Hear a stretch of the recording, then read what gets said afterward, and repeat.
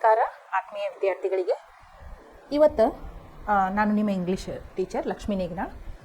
ಇವತ್ತೊಂದು ಹೊಸ ಪಾಠವನ್ನು ಶುರು ಮಾಡೋಣ. ನಿಮ್ಮದು 4ನೇ ಯೂನಿಟ್. ಆ ಹೊಸ ಪಾಠವನ್ನು ಶುರು ಮಾಡೋದಕ್ಕಿಂತ ಮೊದಲು ನಾನು ನಿಮಗೆ ಪ್ರಿಸೆಂಟ್ ಕ್ಲಾಸಸ್ ಬಗ್ಗೆ ಹೇಳಲು ಇಷ್ಟಪಡ್ತೀನಿ. ಪ್ರಿಸೆಂಟ್ ಕ್ಲಾಸಸ್ ಇದು ಆನ್ಲೈನ್ ಕೋಚಿಂಗ್ ಕ್ಲಾಸಸ್ ಆಗಿದೆ. ಇದು ಗ್ರಾಮೀಣ 10ನೇ ವಿದ್ಯಾರ್ಥಿಯ ಕನ್ನಡ ಮಾಧ್ಯಮದ ವಿದ್ಯಾರ್ಥಿಗಳಿಗಾಗಿ ತಯಾರಿಸಿದಂಥ ವಿಶೇಷವಾದ ಆನ್ಲೈನ್ ಕೋಚಿಂಗ್ ಕ್ಲಾಸ್ ಆಗಿದೆ. ಇಲ್ಲಿ ವಿಜ್ಞಾನ, ಗಣಿತ, ಸಮಾಜಶಾಸ್ತ್ರ, ಇಂಗ್ಲೀಷ್, ಕನ್ನಡ, ಹಿಂದಿ ಹೀಗೆ 6 ವಿಷಯಗಳನ್ನು ನುರಿತ ಶಿಕ್ಷಕರಿಂದ ತಮಗೆ ಬೋಧಿಸಲಾಗುತ್ತದೆ. ಇಲ್ಲಿ ನಾವು ಕೇವಲ ಪಠ್ಯಪುಸ್ತಕವನ್ನು ಮಾತ್ರ ಬಳಸದೆ ವಿಡಿಯೋ ಕ್ಲಿಪ್ಸ್, ಆಡಿಯೋ ಕ್ಲಿಪ್ಸ್, ನಾನಾ ರೀತಿಯಾದಂಥ ಟೀಚಿಂಗ್ ಏಡ್ಸ್ ಉಪಯೋಗ ಮಾಡಿಕೊಂಡು ವಿಷಯಗಳನ್ನು ಆಳವಾಗಿ ತಿಳಿಸುವ ಪ್ರಯತ್ನವನ್ನು ಮಾಡ್ತಾ ಇದ್ದೀವಿ. ನೀವು ಕೇವಲ ಪಾಸ್ ಆಗುವ ಅಂಕಗಳನ್ನಷ್ಟೇ ಗಳಿಸೋದು ನಮ್ಮ ಉದ್ದೇಶ ಇಲ್ಲ. ನೀವು ವಿಷಯವನ್ನು ಆಳವಾಗಿ ತಿಳ್ಕೋಬೇಕು, ಯೋಚನಾ ಶಕ್ತಿಯನ್ನು ಹೆಚ್ಚಿಸ್ಕೋಬೇಕು, ಆಮೇಲೆ ಪ್ರಶ್ನೆ ಕೇಳುವಿಕೆಯ ಸಾಮರ್ಥ್ಯವನ್ನು ಹೆಚ್ಚಿಸ್ಕೋಬೇಕು ಅನ್ನೋದು ನಮ್ಮೆಲ್ಲರ ಉದ್ದೇಶ ಆಗೈತಿ. ನಾವು ಯಾವಾಗ ಪ್ರಶ್ನೆ ಕೇಳ್ತೀವಿ ಅಂತಂದ್ರೆ ನಮಗೆ ಯಾವಾಗ ವಿಷಯ ತಿಳಿಯೋಕೆ ಶುರು ಮಾಡ್ತೈತಲ್ಲ ಅವಾಗ ಪ್ರಶ್ನೆಗಳನ್ನ ಕೇಳ್ತೀವಿ. ಇದನ್ನು ನೀವು ಅರ್ಥ ಮಾಡ್ಕೋಬೇಕು. ಓಕೆ, ಹಾಗಾದರೆ ಇವತ್ತಿನ ಪಾಠಕ್ಕೆ ತಾವೆಲ್ಲರೂ ಸಿದ್ಧರಿದ್ದೀರಾ? ಬನ್ನಿ. ಈಗ ಯೂನಿಟ್ 1, ಯೂನಿಟ್ 2, ಯೂನಿಟ್ 3 3 ಯೂನಿಟ್ಸ್ ಮುಗಿಸೇವಿ. ಇದು ಲಾಸ್ಟ್ ಯೂನಿಟ್ ನಿಮ್ಮದು, ಯೂನಿಟ್ 4. ನಾವು ಈ ಪಾಠವನ್ನು ಶುರು ಮಾಡೋದಕ್ಕಿಂತ ಮುಂಚೆ ಒಂದು ಸಾಂಗ್ ಅದ, ಇಲ್ಲಿ ಪೋಯಮ್ ಅದ, ಅದನ್ನು ಓದ್ತೀನಿ. ಅದು ನಿಮಗೇನು ಪಾಠವನ್ನು ಈಗ ಹೆಂಗೆ ಗಾಡಿ ಶುರು ಆಗಬೇಕಾದಾಗ ಹೆಂಗೆ ಪೆಟ್ರೋಲ್ ಬೇಕಾಗ್ತದಲ್ಲ ಹಂಗೆ ಸ್ಟಾರ್ಟಪ್ ಒಂದು ಸ್ವಲ್ಪ ಪಾಠದ ಇಂಟ್ರೊಡಕ್ಷನ್ಗಿಂತ ಮುಂಚೆ ಒಂದು ಸ್ವಲ್ಪ ವಾರ್ಮಪ್ ಮಾಡಿಕೊಂಡು ಮುಂದೆ ಹೋಗೋಣ. ಓಕೆ, ಇದನ್ನು ನೋಡ್ರಿ. Not gold but only men can, not gold but only men can make a nation great and strong. ಇಲ್ಲಿ ನೋಡ್ರಿ, ಬಂಗಾರ ಬೆಳ್ಳಿ ದೇಶವನ್ನು ನಿರ್ಮಾಣ ಮಾಡಂಗಿಲ್ಲ. ಯಾರು ಮಾಡ್ತಾರೋ? ಜನರು ಮಾಡ್ತಾರೆ, ಮನುಷ್ಯರು ಮಾಡ್ತಾರೆ, ಅಲ್ಲಿರುವಂಥ ಸಿಟಿಸನ್ಸ್ ಮಾಡ್ತಾರೆ. Make a nation great and strong. ನೋಡ್ರಿ, ನಮ್ಮ ಭಾರತ ದೇಶದ ಬಗ್ಗೆ ನಮಗೆ ಹೆಮ್ಮೆ ಇರಬೇಕು, ನಮ್ಮ ರಾಷ್ಟ್ರ ಬೆಳಿಬೇಕು ಅನ್ನುವಂಥ ನಮಗೇನಿರಬೇಕು? ಉದ್ದೇಶ ಇರಬೇಕು. ಅದಕ್ಕೆ ಒಬ್ಬರ ಕೊಡುಗೆ ಅಲ್ಲ, ಇದು ಏನು ದೇಶಾದ್ಯಂತ ಇರುವಂಥ ಪ್ರತಿಯೊಬ್ಬ ಪ್ರಜೆಗಳ ಕರ್ತವ್ಯ ಆಗೈತಿ. ಏನು ನಮ್ಮ ಕರ್ತವ್ಯ? ಏನು? ನಮ್ಮ ರಾಷ್ಟ್ರದ ಏಳಿಗೆಗಾಗಿ ನಾವು ಶ್ರಮಿಸಬೇಕು. ಯಾವುದೂ ಕೆಟ್ಟದಾಗುವಂಥ ಕೆಲಸಗಳನ್ನ ಮಾಡಲೇಬಾರ್ದು. ಅದು ನಾನಾ ರೀತಿಯಾಗಿರ್ತಾವೆ. ನಾನು ನಿಮಗೆ ಹೇಳ್ತೀನಿ ಲೆಸನ್ ಎಕ್ಸ್ಪ್ಲನೇಷನ್ ಮಾಡ್ಬೇಕಾದ್ರೆ. Men who for truth and honour sake stand fast and suffer long. ನೋಡ್ರಿ, ಎಂಥ ಮನುಷ್ಯರಿಂದ ದೇಶದ ಪ್ರಗತಿ ಆಗ್ತೈತೆ ಅಂತಂದ್ರೆ ಸುಮ್ಮ ಟೈಮ್ ವೇಸ್ಟ್ ಮಾಡ್ಕೊತ ಕೂಡ ಅವರು ತಮ್ಮ ಮನಸ್ಸಿಗೆ ತಿಳಿದಿದ್ದ ಮಾಡೋರು, ಜನರ ಹಿತಾಸಕ್ತಿಯನ್ನು ಮರೆತು ತಮ್ಮದೇ ಲೋಕದೊಳಗೆ ಇರೋದ್ರಿಂದ ಅಲ್ಲ. ಎಂಥ ಮನುಷ್ಯರಿಂದ ಆಗ್ತೈತಿ ಅಂತಂದ್ರೆ men who for truth and honour sake, ಸತ್ಯಕ್ಕಾಗಿ ಯಾರು ಶ್ರಮಿಸ್ತಾರೋ, ಯಾರು ತಮ್ಮ ಹಿರಿಮೆಗಾಗಿ ಗೌರವಕ್ಕಾಗಿ, ದೇಶದ ಹಿರಿಮೆಗಾಗಿ ಗೌರವಕ್ಕಾಗಿ ಶ್ರಮಿಸ್ತಾರೋ ಅವರಿಂದ ಮಾತ್ರ ನಮ್ಮ ದೇಶದ ಪ್ರಗತಿ ಸಾಧ್ಯ. Stand fast and suffer long. ನೋಡ್ರಿ, ಉಪವಾಸ ಸತ್ಯಾಗ್ರಹಗಳನ್ನು ಮಾಡ್ತಾರೆ. ಆಮೇಲೆ ಎಷ್ಟೋ ವರ್ಷಗಳವರ ಸಫರ್ ಅಂದ್ರೇನು? ಕಠಿಣ ಪರಿಶ್ರಮ ಪಡ್ತಾರೆ. ಈಸಿ ಟಾಸ್ಕ್ ಅಲ್ಲಿದು. Brave men who work while others sleep, who Deere while others fly. ನೋಡ್ರಿ, ಎಂಥ ಧೈರ್ಯವಾನ್ರು ಇರ್ತಾರಂತಂದ್ರೆ ಇವರು who work while other sleep. ರಾತ್ರಿ ಎಲ್ಲರೂ ಊಟ ಮಾಡಿ ಹೊರತುಂಬ ಮಕ್ಕೋತಾರೆ. ಆದರೆ ಇವ್ರು ಏನು ಇರ್ತಾರಲ್ಲ, ದೇಶದ ಪ್ರಗತಿ ಬಗ್ಗೆ ಕಾಳಜಿ ವಹಿಸ್ತಿರ್ತಾರೆ, ಅವರು ಕೆಲಸ ಮಾಡ್ತಿರ್ತಾರೆ ದೇಶದ ಪ್ರಗತಿಗಾಗಿ. ಆಮೇಲೆ ಹೂ ಡೇರ್ ವೈಲ್ ಅದರ್ಸ್ ಫ್ಲೈ. ಎಷ್ಟೋ ಜನ ಏನು ಮಾಡ್ತಾರೆ? ದೇಶ ಬಿಟ್ಟು ಹೋಗ್ತಾರೆ. ನೀವು ನೋಡ್ತೀರಿ ಈಗ ಎಷ್ಟು ಸಕ್ಸಸ್ಫುಲ್ ಬಾಲಿವುಡ್ ಆ್ಯಕ್ಟ್ರೆಸ್ ಅದಾರಲ್ಲ, ಅವ್ರಿಗೆ 2 ಇದದ ಸಿಟಿಸನ್ಶಿಪ್ ಅದಾವ, ಬೇರೆ ದೇಶದೊಳಗೆ ಅದಾವ. ಇಲ್ಲಿ ದುಡ್ಡು ಮಾಡ್ಕೊಳ್ದು, ಬೇರೆ ದೇಶದೊಳಗೆ ಹೋಗಿ ಆರಾಮಿರೋದು. ನಮ್ಮ ದೇಶಕ್ಕೆ ಏನು ಮಾಡತ್ತಾರವ್ರ? ನಾವು ಅವ್ರಿಗೆ ಮಾಡತ್ತೇವೆ. ಅವ್ರ ಪಿಕ್ಚರ್ ನೋಡಿ ನೋಡಿ ನೋಡಿ ನೋಡಿ ಅವ್ರಿಗೆ ಸಾಕಷ್ಟು ದುಡ್ಡು ಕಳಿಸುವಂಥ ಅವಕಾಶವನ್ನು ನಾವು ಸೃಷ್ಟಿ ಮಾಡ್ಕೊಡತ್ತೇವೆ. ಆದರೆ ನಮ್ಮ ದೇಶದ ಪ್ರತಿ ಅವ್ರು ಏನು ಮಾಡತ್ತಾರೋ? ಮಾಡಬೇಕು, ಆ್ಯಕ್ಚುಲಿ ಇಲ್ಲೇ ಇರಬೇಕು ಅವರು. ಆದರೆ ಏನು ಮಾಡ್ತಾರವ್ರು? ವೈಲ್ ಅದರ್ಸ್ ಫ್ಲೈ, ಬೇರೆ ದೇಶಕ್ಕೆ ಹೋಗಿರ್ತಾರೆ. ಅಲ್ಲೂ ಮನೆ ಇರ್ತೈತಿ, ಅಲ್ಲಿ ಸಿಟಿಸನ್ಶಿಪ್ ಇರ್ತೈತಿ, ಅಲ್ಲಿ ಆರಾಮ ಇರ್ತಾರೆ. ಇಲ್ಲಿ ರೊಕ್ಕ ಮಾಡ್ಕೊಳಕ್ಕಷ್ಟೇ ಬರ್ತಾರೆ. ಓಕೆ, ಇವ್ರು ಏನು ಮಾಡ್ತಾರೆ? ಇವರು ಎಲ್ಲರೂ ದೇಶ ಬಿಟ್ಟು ಹೋಗೋ ಸಂದರ್ಭದೊಳಗೆ ನಮ್ಮ ದೇಶದೊಳಗೆ ಇದ್ದುಕೊಂಡು ನಮ್ಮ ದೇಶದ ಪ್ರಗತಿಗಾಗಿ ಡೇ ಆ್ಯಂಡ್ ನೈಟ್ ಶ್ರಮಿಸ್ತಾರೆ. They build a nation's pillars deep and lift them to the sky. ಈ ಲೆವೆಲ್ ಅವರು ಪಿಲ್ಲರ್ಸ್ ಹಾಕ್ತಾರಲ್ಲ, ನೋಡಿರಲ್ಲ, ಮನೆ ಕಟ್ಟಬೇಕಾದಾಗ ಪಿಲ್ಲರ್ಸ್ ಹಾಕ್ತಾರೆ ನೋಡಿರಲ್ಲ, ಎಷ್ಟು ಪಿಲ್ಲರ್ಸ್ ಸ್ಟ್ರಾಂಗ್ ಇರ್ತಾವೆ ಅಷ್ಟು ಮನೆ ಇದನ್ನು ವೇಟ್ ತಡ್ಕೋತೈತಿ, ಕೊಲಾಪ್ಸ್ ಆಗಂಗಿಲ್ಲ. ಹಂಗೆ ಇವ್ರು ಎಷ್ಟು ಸ್ಟ್ರಾಂಗ್ ಪಿಲ್ಲರ್ಸ್ ಹಾಕ್ತಾರಂದ್ರೆ ನಮ್ಮ ನೇಷನ್ಗೆ, ನಮ್ಮ ರಾಷ್ಟ್ರಕ್ಕೆ ಅದು ಆಕಾಶದ ಎತ್ತರಕ್ಕೆ ಬೆಳೆದು ನಿಂದಿರುವಷ್ಟು ಪಿಲ್ಲರ್ಸ್ ಸ್ಟ್ರಾಂಗ್ ಹಾಕ್ತಾರೆ. All of us love our country, don't we? ನಾವೆಲ್ಲರೂ ದೇಶಭಕ್ತರಿದ್ದೇವೆ, ಹೌದು. ನೋಡ್ರಿ, ಇಲ್ಲಿ ಕೇವಲ ಏನಪ್ಪ August 15th ಸ್ವತಂತ್ರ ದಿನೋತ್ಸವನ ಆಚರಿಸೋದು, ಇಂಡಿಪೆಂಡೆನ್ಸ್ ಡೇ ಆಚರಿಸೋದು, ಆಮೇಲೆ January 26 ರಿಪಬ್ಲಿಕ್ ಡೇ ಆಚರಿಸೋದು, November 1 ಕರ್ನಾಟಕ ರಾಜ್ಯೋತ್ಸವ ಆಚರಿಸೋದು. ಇಂಥ ದಿನದೊಳಗೆ ಆಚರಿಸಿ ಕುಂತ್ರೆ ಅದಕ್ಕೆ ದೇಶಭಕ್ತಿ ನಾಡಭಕ್ತಿ ಅನ್ನಂಗಿಲ್ಲ. ದಿನಾಲೂ ನಾವು ಶ್ರಮಿಸಬೇಕಾಗ್ತದೆ ನಮ್ಮ ದೇಶಕ್ಕಾಗಿ, ನಮ್ಮ ರಾಜ್ಯಕ್ಕಾಗಿ, ನಮ್ಮ ಜನರ ಏಳಿಗೆಗಾಗಿ ಶ್ರಮಿಸಿದ್ರೆ ಮಾತ್ರ ನೀವೇನು ದೇಶ ಪ್ರೇಮಿಗಳು. ನೀವು ಸ್ವಾರ್ಥಕ್ಕಾಗಿ ಬದುಕಾಕತ್ತಿದ್ರಿ ಅಂತಂದ್ರೆ ನೀವು ದೇಶ ಪ್ರೇಮಿಗಳು ಅಲ್ಲ. ಓಕೆ, ಇಲ್ಲಿ ನೋಡ್ರಿ, ಎಲ್ಲರೂ ನಮ್ಮ ದೇಶವನ್ನು ಪ್ರೀತಿ ಮಾಡ್ತೇವೆ. ಹೌದು, ವಿ ಲವ್ ಇಂಡಿಯಾ, ರೈಟ್? ನಮ್ಮ ದೇಶವನ್ನು ನಾವು ಪ್ರೀತಿ ಮಾಡ್ತೀವಿ, don't we? But some people believe soldiers and politicians are the only people who can build the nation and contribute directly to its growth. ಆದರೆ ನಮ್ಮಲ್ಲಿ ಕೆಲವು ಜನರು ಏನು ನಂಬುತ್ತಾರೋ ಅಂತಂದ್ರೆ ಬರೇ ಸೈನಿಕರು ಮತ್ತು ರಾಜಕಾರಣಿಗಳು ಇವ್ರು ಇಬ್ಬರಿಂದನ ದೇಶದ ಪ್ರಗತಿ ಆಗ್ತತಿ, ಇವರಿಬ್ಬರ ದೇಶದ ಪ್ರಗತಿಗಾಗಿ ಶ್ರಮಿಸ್ತಾರೋ ಅಂತ ನಂಬ್ತಾರೆ. ನೀವು ಹಂಗೆ ನಂಬ್ತೀರೇನು? ಇಲ್ಲ. ಬೀಂಗ್ ಅ ಸ್ಟೂಡೆಂಟ್, ಇವತ್ತಿನ ಮಕ್ಕಳೇ ನಾಳಿನ ಪ್ರಜೆಗಳು. ಹೌದು, ನೀವು ಎಷ್ಟು ಚೆನ್ನಾಗಿ ಅಭ್ಯಾಸ ಮಾಡಿ, ಎಷ್ಟು ಚೆನ್ನಾಗಿ ನೀವು ವಿದ್ಯಾಭ್ಯಾಸದೊಳಗೆ ಮುಂದುವರಿತೀರಲ್ಲ, ಅಷ್ಟು ನೀವು ಒಳ್ಳೆ ನೌಕರಿಗಳನ್ನ ಮಾಡ್ತೀರಿ. ಮುಂದೆ ಬರೋ ದಿನಗಳೊಳಗೆ ನಿಮ್ದು ಇನ್ಕಮ್ ಜಾಸ್ತಿ ಆಗ್ತದೆ. ಇನ್ಕಮ್ ಜಾಸ್ತಿ ಆದರೆ ಏನಾಗ್ತದೆ ಹೇಳ್ರಿ? You are contributing towards the development of the country. In what way? ನೋಡ್ರಿ, ಟ್ಯಾಕ್ಸ್ ಪೇಯರ್ಸ್ ಅಂತಿರ್ತಾರೋ, ಕೆಲವೊಬ್ಬರಿಗೆ ಟ್ಯಾಕ್ಸ್ ಪೇ ಮಾಡೋಕೆ ಬರಂಗಿಲ್ಲ, ಅವರಿಗೆ ಎಕ್ಸಂಪ್ಷನ್ ಇರ್ತೈತೆ. ಇನ್ಕಮ್ ಕಡಿಮೆ ಇತ್ತು ಅಂತಂದ್ರೆ, 5 ಲಕ್ಷದ ಒಳಗಿತ್ತು ಅಂತಂದ್ರೆ ಅವ್ರು ಟ್ಯಾಕ್ಸ್ ಪೇ ಅಲ್ಲ. ಸೊ ನೀವು ಭಾಳಷ್ಟು ಚಲೋ ವಿದ್ಯಾಭ್ಯಾಸ ಮಾಡಿ, ಭಾಳಷ್ಟು ಚಲೋ ನೌಕರಿ ಮಾಡಕತ್ತು, ಚಲೋ ಪ್ಯಾಕೇಜ್ ತೊಗೊಂಡ್ರಿ ಅಂತಂದ್ರೆ ನಿಮಗೆ ಸಾಕಾಗುವಷ್ಟು ಸ್ಯಾಲ್ರಿ ಇರ್ತೈತೆ. ನೀವು ಏನು ಮಾಡ್ತೀರಿ? ಟ್ಯಾಕ್ಸ್ ಪೇ ಆಗ್ತೀರಿ. ಆ ಟ್ಯಾಕ್ಸ್ ಕಲೆಕ್ಟ್ ಮಾಡ್ಕೊಂಡಿದ್ದನ್ನು ದೇಶ ಯಾವುದಕ್ಕೆ ಉಪಯೋಗ ಮಾಡ್ತೈತಿ? ದೇಶದ ಉದ್ಧಾರಕ್ಕಾಗಿ, ಪ್ರಗತಿಗಾಗಿ. ಆಮೇಲೆ ನಿಮ್ಮ ಏನು ಟ್ಯಾಕ್ಸ್ ಕಲೆಕ್ಟ್ ಮಾಡಿರ್ತೈತಲ್ಲ ಗೌರ್ಮೆಂಟ್, ತಾವ ತಿನ್ನಂಗಿಲ್ಲ. ಅದು ರೋಡ್ ಕನ್ಸ್ಟ್ರಕ್ಷನ್ ಇರ್ಬೋದು, ಬ್ರಿಡ್ಜ್ ಕನ್ಸ್ಟ್ರಕ್ಷನ್ ಇರ್ಬೋದು, ವಾಟರ್ ಸಪ್ಲೈ ಇರಬಹುದು, ಆಮೇಲೆ ಬಡ ಜನರಿಗೆ ಇದು ರೇಷನ್ ಅದು ಕೊಡ್ತಾರಲ್ಲ ಅದಕ್ಕೆ ಇರಬಹುದು, ಟ್ರಾನ್ಸ್ಪೋರ್ಟೇಷನ್, ನಾನಾ ರೀತಿಯಾದಂತಹ ಕೆಲಸ ಕಾರ್ಯಗಳಿಗೆ ಉಪಯೋಗ ಮಾಡ್ಕೋತಾರೆ. ಸೊ ನೀವು ಸೈನಿಕರಾಗಿರ್ಬೇಕಂತಿಲ್ಲ, ನೀವು ರಾಜಕಾರಣಿಗಳಿಗಿರ್ಬೇಕಂತಿಲ್ಲ. ದೇಶದ ಪ್ರಗತಿಗಾಗಿ ನಿಮ್ಮಿಂದ ಕಾಂಟ್ರಿಬ್ಯೂಟ್ ಮಾಡ್ಬೇಕಂತಿದ್ರೆ ನೀವು ಏನು ಆಗ್ಬೋದು? ನೀವು ಒಂದು ಒಳ್ಳೆಯ ವ್ಯಕ್ತಿಯಾಗಿ ಸಾಕಷ್ಟು ಶ್ರಮ ವಹಿಸಿ ದುಡಿದು ನೌಕರಿ ಮಾಡಿ ಪಗಾರ ತೊಗೊಂಡ್ರೂ ಅದ್ರೊಳಗೆ ನೀವು ಏನು ಟ್ಯಾಕ್ಸ್ ಅಂತೇಳಿ ಕಟ್ತಿರಲ್ಲ ಗೌರ್ಮೆಂಟಿಗೆ, ಅದರಿಂದನೂ ದೇಶದ ಉದ್ಧಾರ ಆಗ್ತೈತಿ, ಪ್ರಗತಿ ಆಗ್ತೈತಿ. ಗೊತ್ತಲ್ಲ ನಿಮಗೆ? ಸೊ ಬರೇ ಸೈನಿಕರು ರಾಜಕಾರಣಿಗಳು ಅಷ್ಟ ದೇಶದ ಪ್ರಗತಿಗಾಗಿ ಶ್ರಮಿಸ್ತಾರಂದ್ರೆ ಇದು ತಪ್ಪು.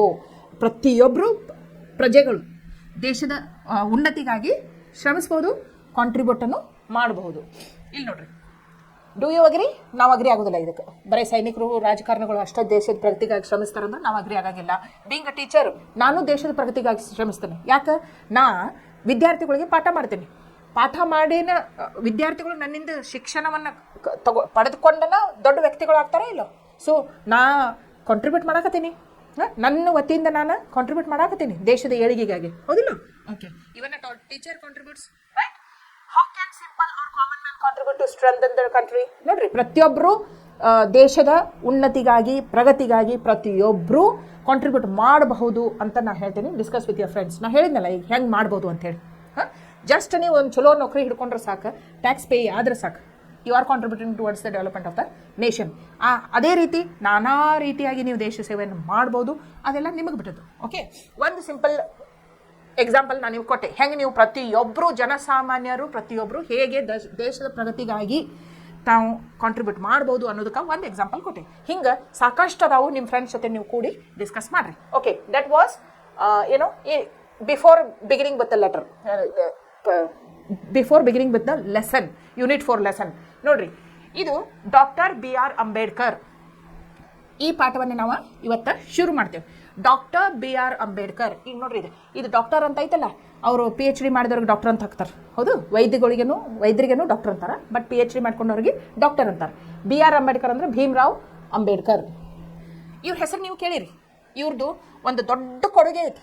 ಯಾವುದ್ರ ಪ್ರತಿ? ನಮ್ಮ ದೇಶದ ಪ್ರತಿ. ನಮ್ಮದು ಸಂವಿಧಾನ, ನಮ್ದು ದೇಶದ ಅತಿ ಉನ್ನತ ಸ್ಥಾನದಲ್ಲಿರುವ ಕಾಯ್ದೆ ಕಾನೂನು ಯಾವುದು ಅಂತಂದ್ರೆ ನಮ್ಮ ಸಂವಿಧಾನ. ಆ ಸಂವಿಧಾನ ರಚನೆಯನ್ನು ಮಾಡೋದ್ರೊಳಗೆ ಯಾರ್ದು ಗರಿಷ್ಠ ಕೊಡುಗೆ ಇತ್ತು ಅಂತಂದ್ರೆ ಅದು ಡಾಕ್ಟರ್ BR ಅಂಬೇಡ್ಕರ್ ಅವ್ರದ್ದು.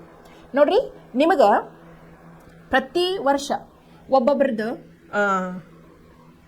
ಗ್ರೇಟ್ ಹೀರೋ ಅಂದ್ರೆ ನೋಡ್ರಿ ಫಿಲ್ಮ್ ಹೀರೋಸ್ ಅಲ್ಲ, ಬಟ್ ಒಬ್ಬೊಬ್ಬರದ ಜೀವನ ಚರಿತ್ರೆಯನ್ನು ನಿಮಗೆ ಇಂಟ್ರೊಡ್ಯೂಸ್ ಮಾಡ್ತಾರೆ. ಅದರಿಂದ ನೀವು ಏನಾಗ್ತೀರಿ, ಇನ್ಸ್ಪೈರ್ ಆಗ್ತೀರಿ. ಹೌದು, ಇವ್ರು ಇಷ್ಟು ಕಷ್ಟಪಟ್ಟರು ನಮ್ಮ ದೇಶದ ಬಗ್ಗೆ, ಇಷ್ಟೆಲ್ಲ ನಮ್ಮ ದೇಶಕ್ಕೆ ಮಾಡಿದರು ಅಂಥೇಳಿ ನೀವು ತಿಳ್ಕೊಳ್ಳೋದ್ರೊಳಗೆ ನೀವು ಎಂಥ ಕ್ವಾಲಿಟೀಸ್ ಇನ್ಕಲ್ಕೇಟ್ ಮಾಡ್ಕೋತೀರಿ ಅಂತಂದ್ರೆ ನಿಮ್ಮೊಳಗನು ನೀವು ದೇಶ ಪ್ರತಿ ಪ್ರೇಮ, ತ್ಯಾಗ, ಆಮೇಲೆ ಅಭಿಮಾನ, ಗೌರವ, ಆಮೇಲೆ ಶ್ರದ್ಧೆ ವಹಿಸಿ ನೀವು ಏನು ಕೊಡಬಹುದು ಅನ್ನುವಂಥ ವಿಚಾರಗಳನ್ನೆಲ್ಲ ಇಂಥ ಪಾಠಗಳು ಏನು ಮಾಡ್ತಾವೆ, ಎಚ್ಚರಿಸ್ತಾವೆ. They awaken you. ಏನು ಮಾಡ್ತಾವೆ ಇಂಥ ಪಾಠಗಳು? ಡಾಕ್ಟರ್ ಬಿ ಆರ್ ಅಂಬೇಡ್ಕರ್ ಅವ್ರದ್ದಿರ್ಬೋದು, ಮಹಾತ್ಮ ಗಾಂಧೀಜಿ ಅವ್ರದ್ದಿರಬಹುದು, ಆಮೇಲೆ ಮತ್ತು ನೆಲ್ಸನ್ ಮಂಡೇಲಾ ಅವ್ರು ಇರ್ಬೋದು. ಯಾವುದೇ ಒಂದು ವ್ಯಕ್ತಿ ತನ್ನ ದೇಶಕ್ಕಾಗಿ ಏನೇನು ಮಾಡ್ತಾನಲ್ಲ ಅದು ನಿಮ್ಮೊಳಗನು ದೇಶ ಪ್ರೇಮವನ್ನು ಜಾಗೃತಗೊಳಿಸ್ತೈತಿ. ಇಲ್ಲಿ ನೋಡ್ರಿ, ಈ ಪಾಠವನ್ನು ಕಲಿಯುವ ಉದ್ದೇಶ ಇದೆ. ಡಾಕ್ಟರ್ ಬಿ ಆರ್ ಅಂಬೇಡ್ಕರ್ ಅವರು ಯಾವ ಜಾತಿಯೊಳಗೆ ಹುಟ್ಟಿದ್ರು, ಎಷ್ಟು ಕಷ್ಟಗಳನ್ನ ಎದುರಿಸಿದ್ರು, ಆದರೂ ಅವರು ನಮ್ಮ ದೇಶದ ಪ್ರಗತಿಗಾಗಿ ಎಷ್ಟು ಶ್ರಮ ವಹಿಸಿದ್ರು. ಅವರು ವಹಿಸಿದಂಥ ಶ್ರಮದಿಂದ ಇವತ್ತಿನವರೆಗೂ ನಮ್ಮ ದೇಶ ಆಡಳಿತ ಹೆಂಗೆ ನಡೆದೈತಿ ಅನ್ನುವಂಥದ್ದೆಲ್ಲ ನಿಮಗೆ ಪಾಠದಿಂದ ತಿಳಿತೈತಿ. ಯಾವುದೂ ಅಗದಿ ಸರಳ ಇರೋದಿಲ್ಲ. ಯಾವುದೇ ಮನುಷ್ಯಾಗ ಒಂದು ಸಾಧನೆಯನ್ನು ಮಾಡಬೇಕು, ಆಮೇಲೆ ಸ್ವಾರ್ಥಕ್ಕಾಗಿ ಬದುಕೋದಲ್ಲ, ದೇಶಕ್ಕಾಗಿ ಬದುಕಬೇಕು ಅನ್ನೋ ಟೈಮ್ದಾಗ ಎಸ್ಪೆಷಲಿ ಭಾಳಷ್ಟು ಶ್ರಮ ವಹಿಸ್ಬೇಕಾಗ್ತೈತಿ, ಭಾಳಷ್ಟು ತ್ಯಾಗಗಳನ್ನು ಮಾಡಬೇಕಾಗ್ತೈತಿ, ಭಾಳಷ್ಟು ಸ್ಟ್ರಾಂಗ್ ವಿಲ್ ಪವರ್ ಇರಬೇಕಾಗ್ತೈತಿ, ಡಿಟರ್ಮೈಂಡ್ ಇರಬೇಕಾಗ್ತೈತಿ, ಭಾಳಷ್ಟು ಕ್ವಾಲಿಟೀಸ್ ಬೇಕಾಗ್ತಾವೆ. ಈ ಪಾಠದಿಂದ ನೀವೆಲ್ಲ ನೋಡ್ತೀರಿ, ಕಲಿತೀರಿ. ಇಲ್ಲಿ ನೋಡ್ರಿ, ಇವರು ಈ ಪಾಠವನ್ನು ಬರೆದವ್ರು ಯಾರು? ಶ್ರೀ ಆರ್ ವೆಂಕಟರಮನ್. ಇವರು ಅವ್ರ ಬಗ್ಗೆ ನಾನು ಪರಿಚಯ ಮಾಡ್ಕೊಡ್ತೀನಿ. ಇಲ್ಲಿ ನೋಡ್ರಿ, ಡಾಕ್ಟರ್ ಬಿ ಆರ್ ಅಂಬೇಡ್ಕರ್. ಈ ಆರ್ ವೆಂಕಟರಮನ್ ಹೆಸರು ಕೇಳಿರೇನು ನೀವು? ಆರ್ ವೆಂಕಟರಮನ್ ಅಂತೇಳಿ ಹೆಸರು ಕೇಳಿರ್ಬೋದು. ಅವ್ರು ಏನಿದ್ರು, ನಮ್ಮ ದೇಶದ ಏನಾಗಿದ್ರು ಅವರು? ನೆನಪು ಬರತೈತಿ ನಿಮ್ಗೆ? ಹಾಂ, ಇಲ್ಲಿ ನೋಡ್ರಿ, R Venkataraman. No but the author. R Venkataraman. R ಅಂದ್ರೆ Ramaswamy Venkataraman was a lawyer. ನೋಡ್ರಿ, ಅವ್ರು ಏನಿದ್ರು, ಒಬ್ಬರ ವಕೀಲರಾಗಿದ್ರು. Independence activist and politician. ಅವರು ನಮ್ಮ ಭಾರತಕ್ಕೆ ಸ್ವಾತಂತ್ರ್ಯ ತಂದು ಕೊಡೋದ್ರೊಳಗೆ ಆಕ್ಟಿವಿಸ್ಟ್ ಅಂದ್ರೆ ಭಾಳ ಆಕ್ಟಿವ್ ರೋಲ್ ಪ್ಲೇ ಮಾಡಿದ್ರು. ಆಮೇಲೆ ಅವರು ರಾಜಕಾರಣಿಗಳು ಆಗಿದ್ರು. Served as a union minister of our country. Union minister, state government, central government ಅಂತ ಇರ್ತೈತಲ್ಲ, ಸೊ ಸೆಂಟ್ರಲ್ ಗೌರ್ಮೆಂಟ್ ಮಿನಿಸ್ಟರ್ ಇದ್ರು ನಮ್ಮ ದೇಶದ. And he was the 8th president of India. 8ನೇ ರಾಷ್ಟ್ರಪತಿಗಳಾಗಿದ್ರು. ಯಾರು? ಆರ್ ವೆಂಕಟರಮನ್. ಇಲ್ಲಿ ನೋಡ್ರಿ, I like the religion that teaches liberty. ನೋಡ್ರಿ, ಡಾಕ್ಟರ್ ಬಿ ಆರ್ ಅಂಬೇಡ್ಕರ್ ಅವರು ಏನಂತಾರಂತಂದ್ರೆ, ರಿಲಿಜನ್ ಅಂದ್ರೆ ಧರ್ಮ. ಎಂಥ ಧರ್ಮವನ್ನು ಅವರ ಲೈಕ್ ಮಾಡ್ತಾರು ಅಂತಂದ್ರೆ, I like the religion that teaches liberty. Restrictions ಇರಬಾರ್ದು, ಧರ್ಮ ರಿಜಿಡ್ ಇರಬಾರ್ದು. ಲಿಬರ್ಟಿ ಅಂದ್ರೇನು? ಸ್ವತಂತ್ರ, ಎಲ್ಲದಕ್ಕೂ ಸ್ವತಂತ್ರ ಇರಬೇಕು, ಒಳ್ಳೆ ಕೆಲಸಗಳನ್ನ ಮಾಡೋ ಸಂಬಂಧ. ಓಕೆ, ಈಕ್ವಾಲಿಟಿ, ಆಮೇಲೆ ಸರಿ ಸಮಾನತೆ ಇರಬೇಕು. ಸ್ವತಂತ್ರ ಇರಬೇಕು ಧರ್ಮದೊಳಗೆ, ಸರಿ ಸಮಾನತೆ ಇರಬೇಕು. ಆ್ಯಂಡ್ ಫ್ರೆಟರ್ನಿಟಿ ಅಂದ್ರೇನು? ಬ್ರದರ್ಹುಡ್. ನಾ ರಿಲಿಜನ್ ಅಷ್ಟೇ ಹೇಳ್ಕೊಂಡು ನಾ ಹಿಂದೂ, ನಾ ಮುಸ್ಲಿಂ, ನಾ ಕ್ರಿಶ್ಚಿಯನ್, ನೀವು ನಮ್ಮ ಇದ್ರೊಳಗೆ ಬರಬಾರ್ದು, ನಾವು ನಿಮ್ಮ ಇದ್ರೊಳಗೆ ಬರೋಂಗಿಲ್ಲ, ಹಿಂಗೆ ರಿಸ್ಟ್ರಿಕ್ಷನ್ಸ್ ಹಾಕ್ಕೊಂಡು ನಾವು ಏನು ಭಾಳ ಸ್ಟ್ರಿಕ್ಟಾಗಿ ನಮ್ಮ ರಿಲಿಜನ್ ಫಾಲೋ ಮಾಡಕ್ಕೆ ನಾವು ಏನು ಮಾಡ್ತೀವಿ, ನಮ್ಮ ದೇಶದೊಳಗನೆ ನಾವು ಬಿರುಕು ಬೀಳಕ್ಕೆ ಚಾಲೂ ಮಾಡ್ತೈತಿ. ಯೂನಿಟಿ ಅನ್ನೋದು ಇರೋದಿಲ್ಲ. India stands for what? ನಮ್ಮ ಭಾರತ ದೇಶದ ಒಂದು ಇದೈತೆ, ಐಡೆಂಟಿಟಿ ಐತಿ ಆಲ್ ಓವರ್ ದ ವರ್ಲ್ಡ್. ನಾವು ಒಂದೊಂದು ರಿಲಿಜನ್ ಫಾಲೋ ಮಾಡೋದಿಲ್ಲ. ಇಲ್ಲಿ ನಾವು ಸೆಕ್ಯುಲರ್ ಕಂಟ್ರಿ ಅಂತ ಪ್ರೌಡ್ಲಿ ಹೇಳ್ಕೊತೇವೆ. ಸೆಕ್ಯುಲರ್ ಕಂಟ್ರಿ ಅಂದರೆ ಏನು? ಎಲ್ಲ ಧರ್ಮಗಳಿಗೂ ನಾವು ಸರಿಸಮಾನವಾದಂಥ ಆದ್ಯತೆಯನ್ನು ಕೊಡ್ತೇವೆ. ಸೆಕ್ಯುಲರಿಸಮ್ ಅಂದರೆ ನಮ್ಮ ರಾಷ್ಟ್ರ ಹಿಂದೂ ರಾಷ್ಟ್ರ ಅಷ್ಟೇ ಅಲ್ಲ, ನಮ್ಮಲ್ಲಿ ಹಿಂದೂ, ಮುಸ್ಲಿಂ, ಸಿಖ್, ಜೈನ್, ಪಾರ್ಸಿ, ಬುದ್ಧಿಸ್ಟ್ ಎಲ್ಲರೂ ಅದಾರ. ಎಲ್ಲರಿಗೂ ಸರಿಸಮಾನವಾದಂಥ ಆದ್ಯತೆಯನ್ನು ನಾವು ಕೊಡ್ತೀವಿ. ಅದಕ್ಕೆ ಫ್ರೆಟರ್ನಿಟಿ ಅಂದ್ರೂ ಬ್ರದರ್ಹುಡ್. ಹಿಂದೂ ಮುಸ್ಲಿಂ ಭಾಯಿ ಅಂತ ಹೇಳಿದಿಲ್ಲ, ಹಂಗೆ ಅವ್ರು ರಂಜಾನ್ ಇದ್ರೆ ನಮ್ಮನ್ನು ಕರಿತಾರೋ, ದೀಪಾವಳಿ ಇದ್ರೆ ನಾವು ಕರಿತೀವಿ, ಗಣೇಶ ಚತುರ್ಥಿ ಇದ್ರೆ ಅವ್ರಿಗೆ ನಾವು ಕರಿತೀವಿ, ನಮ್ಮ ಸ್ವಂತ ಅಂತಂಬ್ರಗತೆ ನಾವು ಅವ್ರನ್ನ ನೋಡ್ಕೋತೀವಿ. ಅವರು ಏಳಿಗೆ ಆದ್ರೆ ನಾವು ಸಂತೋಷವನ್ನು ಪಡ್ತೀವಿ, ನಮ್ಮ ಏಳಿಗೆ ಆದ್ರೆ ಅವ್ರು ಸಂತೋಷವನ್ನು ಪಡ್ತಾರೆ. ಹಿಂಗಿದ್ದಲ್ಲೇ ನಮ್ಮ ರಾಷ್ಟ್ರ ಏನಾಗ್ತೈತಿ, ಏನು ವಿವಿಧತೆಯಲ್ಲಿ ಏಕೈಕ್ಯತೆ ಅಂದ್ರೆ ಯೂನಿಟಿ ಇನ್ ಡೈವರ್ಸಿಟಿ. ನಮ್ಮ ದೇಶವನ್ನು ನೋಡಿದಾಗ ನಮಗೆ ಹೆಂಗೆ ಅನಿಸ್ತೈತೆ ಅಂತಂದ್ರೆ, ಕಲರ್ಫುಲ್ ಗಾರ್ಡನ್ ನೋಡ್ದಂಗೆ ಅನಿಸ್ತೈತಿ.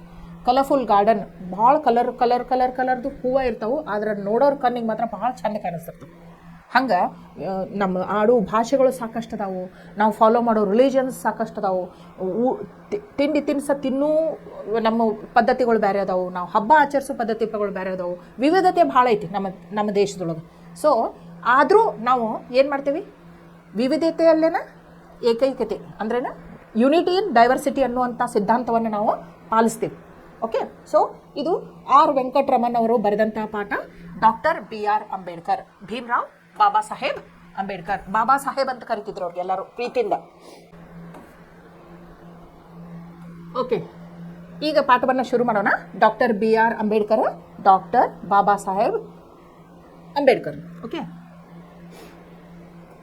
ಇಲ್ಲಿ ನೋಡ್ರಿ, one trait which marked Baba Saheb during his student days and in fact throughout his life was that he was a voracious reader. He had an insatiable thirst for books. He bought books by curtailing his daily needs. In New York, he is said to have purchased about 2,000 old books. And it is recorded that at the time of the second round table conference in London, he bought so many books that they had to be sent to India in 32 boxes. ನೋಡ್ರಿ, ಈ ಪಾಠ ಸ್ವಲ್ಪ lengthy ಐತಿ, ಆದ್ರೆ ನೀವು ಅದನ್ನು ಹೆಂಗೆ ನೆನ್ಪಿಟ್ಕೋಬೇಕು ಅಂತಂದ್ರೆ ಪ್ಯಾರಾಗ್ರಾಫ್ ವೈಸ್ ನೆನ್ಪಿಟ್ಕೋಬೇಕು, ಸ್ವಲ್ಪ ಕ್ಲೋಸ್ ಇಟ್ಕೋಬೇಕು. ಈಗ ನೋಡ್ರಿ, ಫಸ್ಟ್ ಪ್ಯಾರಾಗ್ರಾಫ್ ಒಳಗೆ ಅವರು ಓದುವಿಕೆ ಅಂದ್ರೆ ಪುಸ್ತಕಗಳನ್ನ ಅವ್ರು ಓದ್ತಿದ್ರು. ಆ ಓದುವಿಕೆ ಅವರಲ್ಲಿ ಇಷ್ಟು ಬೇರೂರಿತ್ತಲ್ಲ, ಅದ್ರ ಬಗ್ಗೆ ಎಕ್ಸ್ಪ್ಲನೇಷನ್ ಐತಿ. ಅವ್ರು ಎಷ್ಟು ಇಷ್ಟಪಡ್ತಿದ್ರು, ಯಾವ ರೀತಿಯಾಗಿ ಓದ್ತಿದ್ರು, ಎಷ್ಟು ಓದ್ತಿದ್ರು, ಬರೀ ಓದುವಿಕೆ ಬಗ್ಗೆ ಅಷ್ಟ ಫಸ್ಟ್ ಪ್ಯಾರಾಗ್ರಾಫ್ ಐತಿ. ಈಗ ನೋಡ್ರಿ, ಒಬ್ಬೊಬ್ರು ತಿಂತಿರ್ತಾರೆ, ತಿನ್ನಿಸ್ಬೇಕಂತಿರ್ತಾರೆ, ಏನು ತಿಂದ್ರು ಅವ್ರು ಹೊಟ್ಟೆ ತುಂಬ್ತಿರೋದಿಲ್ಲ, ಮತ್ತು ತಿನ್ನೋದು ಆಮೇಲೆ ಅವ್ರ ಆಕಾರ ನೋಡ್ತೀರಿ ನೀವು, ಲಿಮಿಟ್ಲೆಸ್.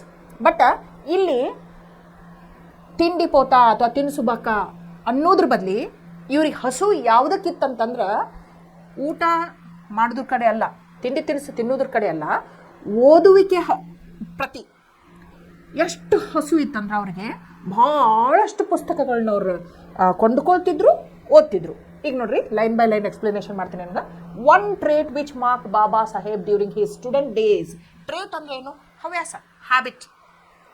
ಬಾಬಾ ಸಾಹೇಬ್ ಅಂಬೇಡ್ಕರ್ ಅಂತಂದ್ರೆ ಅವ್ರ ಬಗ್ಗೆ ನೀವು ಈಸಿಲಿ ಒಂದು ಮಾತಂತೂ ಹೇಳ್ಬೋದು. ಅವ್ರ ಸ್ಟೂಡೆಂಟ್ ಲೈಫ್ ಹೆಂಗಿತ್ತು ಅಂತ ಒಂದು ಪ್ರಶ್ನೆ ಬಂದಾಗ, how was Baba Saheb Ambedkar student life ಅಂದಾಗ ಅವ್ರಿಗೆ ಓದುವಿನ ಕಡೆ ಎಷ್ಟು ಆಸಕ್ತಿ ಇತ್ತು ಅನ್ನುವಂಥ ನೀವು ಹೇಳಲೇಬೇಕಾಗ್ತದೆ. Okay, one trait which marked Baba Saheb during his student days and in fact throughout his life was that he was a voracious reader. ಅವರು ಕೇವಲ ವಿದ್ಯಾರ್ಥಿ ಜೀವನದಲ್ಲಿ ಮಾತ್ರ ಅಲ್ಲ, ಅವ್ರ ಜೀವನ ಪರ್ಯಂತ ಥ್ರೂ ಔಟ್ ಹೀಸ್ ಲೈಫ್ ಅವ್ರು ಏನಾಗಿದ್ರು? ವೆರೋಷಿಯಸ್ ರೀಡರ್. ವೆರೋಷಿಯಸ್ ರೀಡರ್ ಅಂದ್ರೆ ಏನು? ಈಗ ನಾ ಹೇಳಿದ್ನಲ್ಲ, ತಿಂಡಿ ಪೋತ ಅಂತಾರು, ಮುಂಜಾನೆ ಎದ್ದಾಗಿಂದ ರಾತ್ರಿ ಮಕ್ಕಳು ಮಟ್ಟ ತಿನ್ನೋದು ಮಾಡ್ತಿರ್ತಾರ ಅಂತ.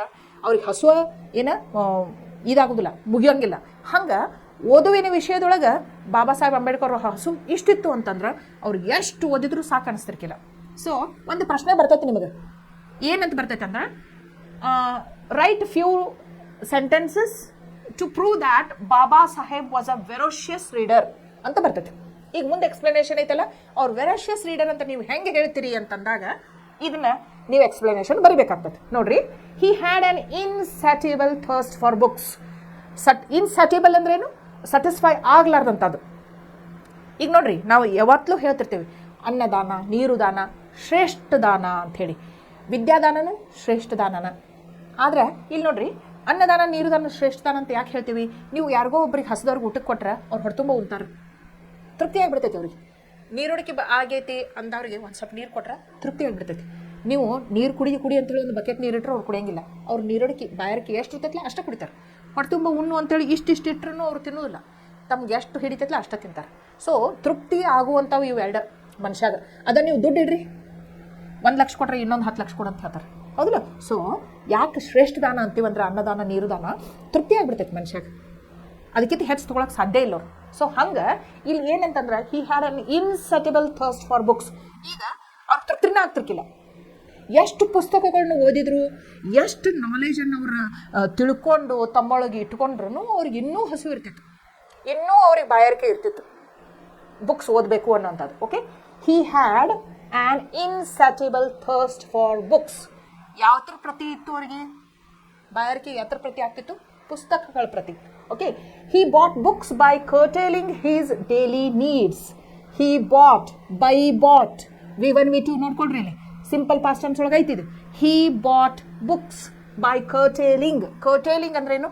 ತಮ್ಮ ಅದಕ್ಕೆ ಕರ್ಟೇಲಿಂಗ್ ಅಂದ್ರೆ ಒಂದು ಆಶೆ ಇರ್ತೈತಿ, ಇದು ಬೇಕಾ ಅಂಥೇಳಿ ಅದನ್ನು ಅದಿಮಿಟ್ಟುಕೊಳ್ಳೋದು, ಅದಕ್ಕೇನಂತಾರೆ? ಕರ್ಟೇಲಿಂಗ್ ಅಂತಾರೆ. ಈಗ ನೋಡ್ರಿ, ನಿಮ್ಗೆ ಒಂದು 100 ರೂಪೀಸ್ ಕೊಟ್ಟಿರ್ತಾರೆ ನಿಮ್ಮ ಪೇರೆಂಟ್ಸ್ ವೀಕ್ಲಿ ಪಾಕೆಟ್ ಮನಿ ಅಂತ ಹೇಳಿ. ಆದ್ರೆ ನಿಮ್ಮ ಫ್ರೆಂಡ್ ಬರ್ಡೇ ಇರ್ತೈತಿ, ನೀವು ಏನೋ ಒಂದು ಗಿಫ್ಟ್ ಕೊಡಬೇಕು ಅಂತ ವಿಚಾರ ಮಾಡ್ತಿರ್ತಾರೆ. ಅದ ಇನ್ನೊಬ್ಬ ಫ್ರೆಂಡ್ ಏನು ಮಾಡ್ತಾರೋ, ಒಂದು ಮೂವಿ ಬಂದೈತಿ ಹೋಗಿ ಬರೋಣ ಅಂತಾರೆ. But you curtail your wish of going to movie. ನೀವು ಪಿಕ್ಚರ್ ನೋಡೋಕೆ ಹೋಗೋದು ಬಿಟ್ಟು ಅದನ್ನು ಅದಿಮಿಟ್ಕೊಂಡು ದುಡ್ಡು ಸೇವ್ ಮಾಡ್ತಾರೆ. ಅದಕ್ಕೆ ನಿಮ್ಮ ಫ್ರೆಂಡಿಗೆ ಗಿಫ್ಟ್ ಕೊಡ್ಬೇಕಂತೇಳಿ. ಸೊ ಅವ್ರು ಏನು ಮಾಡ್ತಿದ್ರು, ಅವ್ರ ಹತ್ರ ದುಡ್ಡು ಇರ್ತೈತಲ್ಲ, ನಾನಾ ಅವಶ್ಯಕತೆಗಳು ಇರ್ತಾವೆ ದಿನನಿತ್ಯ ಜೀವನದೊಳಗೆ, ನಾನಾ ರೀತಿಯಾದ ಅವಶ್ಯಕತೆಗಳು ಇರ್ತಾವೆ. ಆ ಅವಶ್ಯಕತೆಗಳಿಗೆ ದುಡ್ಡು ಖರ್ಚು ಮಾಡಲಾರ್ದ ಅದನ್ನಿಟ್ಕೊಂಡು ಆ ದುಡ್ಡನ್ನು ಅವ್ರು ಏನು ಮಾಡ್ತಿದ್ರು, ಪುಸ್ತಕಗಳನ್ನು ಖರೀದಿ ಮಾಡೋಕ್ಕಾಗಿ ಉಪಯೋಗ ಮಾಡ್ತಿದ್ರು. ಈಗ ನಿಮ್ಗೆ ಮುಂಜಾನೆ ಟಿಫಿನು, ಮಧ್ಯಾಹ್ನಾಗಿನ ಊಟ, ರಾತ್ರಿ ಊಟ, ಮಿನಿಮಮ್ 3 ಊಟ ಬೇಕು. ಅವ್ರು ಏನು ಮಾಡ್ತಿದ್ರು ಅಂತಂದ್ರೆ, ಊಟ ಬಿಟ್ಟಾದ್ರು ಮಧ್ಯಾಹ್ನಾಗಿನ ಊಟನ ಬಿಡ್ತೇನೆ, ಮುಂಜಾನೆ ಊಟ ಬಿಡ್ತೇನೆ, ಆದ್ರೆ ನಾ ಪುಸ್ತಕ ತೊಗೋತೀನಿ ಅಂತಿದ್ರು ಅವ್ರು. ಅಂದ್ರೆ ಕರ್ಟೇನಿಂಗ್ ಹಿಸ್ ಏನು ಡೈಲಿ ನೀಡ್ಸ್. ಒಂದು ತಮ್ಮದ ಅವಶ್ಯಕತೆಯನ್ನು ಅವರು ಕಡಿಮೆ ಮಾಡಿಕೊಂಡಾದ್ರೂ ಪುಸ್ತಕಗಳಿಗೆ ದುಡ್ಡು ಮಾತ್ರ ಖರ್ಚು ಮಾಡ್ತಿದ್ರು. ಏನು ಮಾಡ್ತಿದ್ರು ಅವರು? He bought books by curtailing his daily needs. In New York he is set to have purchased about 2000 old books. ಇಲ್ಲಿ ನೋಡ್ರಿ, ಇದು ಲಕ್ಷ ಕೊಡ್ರಿ. ಅವ್ರು ನ್ಯೂಯಾರ್ಕಿಗೆ ಹೋಗಿದ್ರು. ಅವರು ನೋಡ್ರಿ,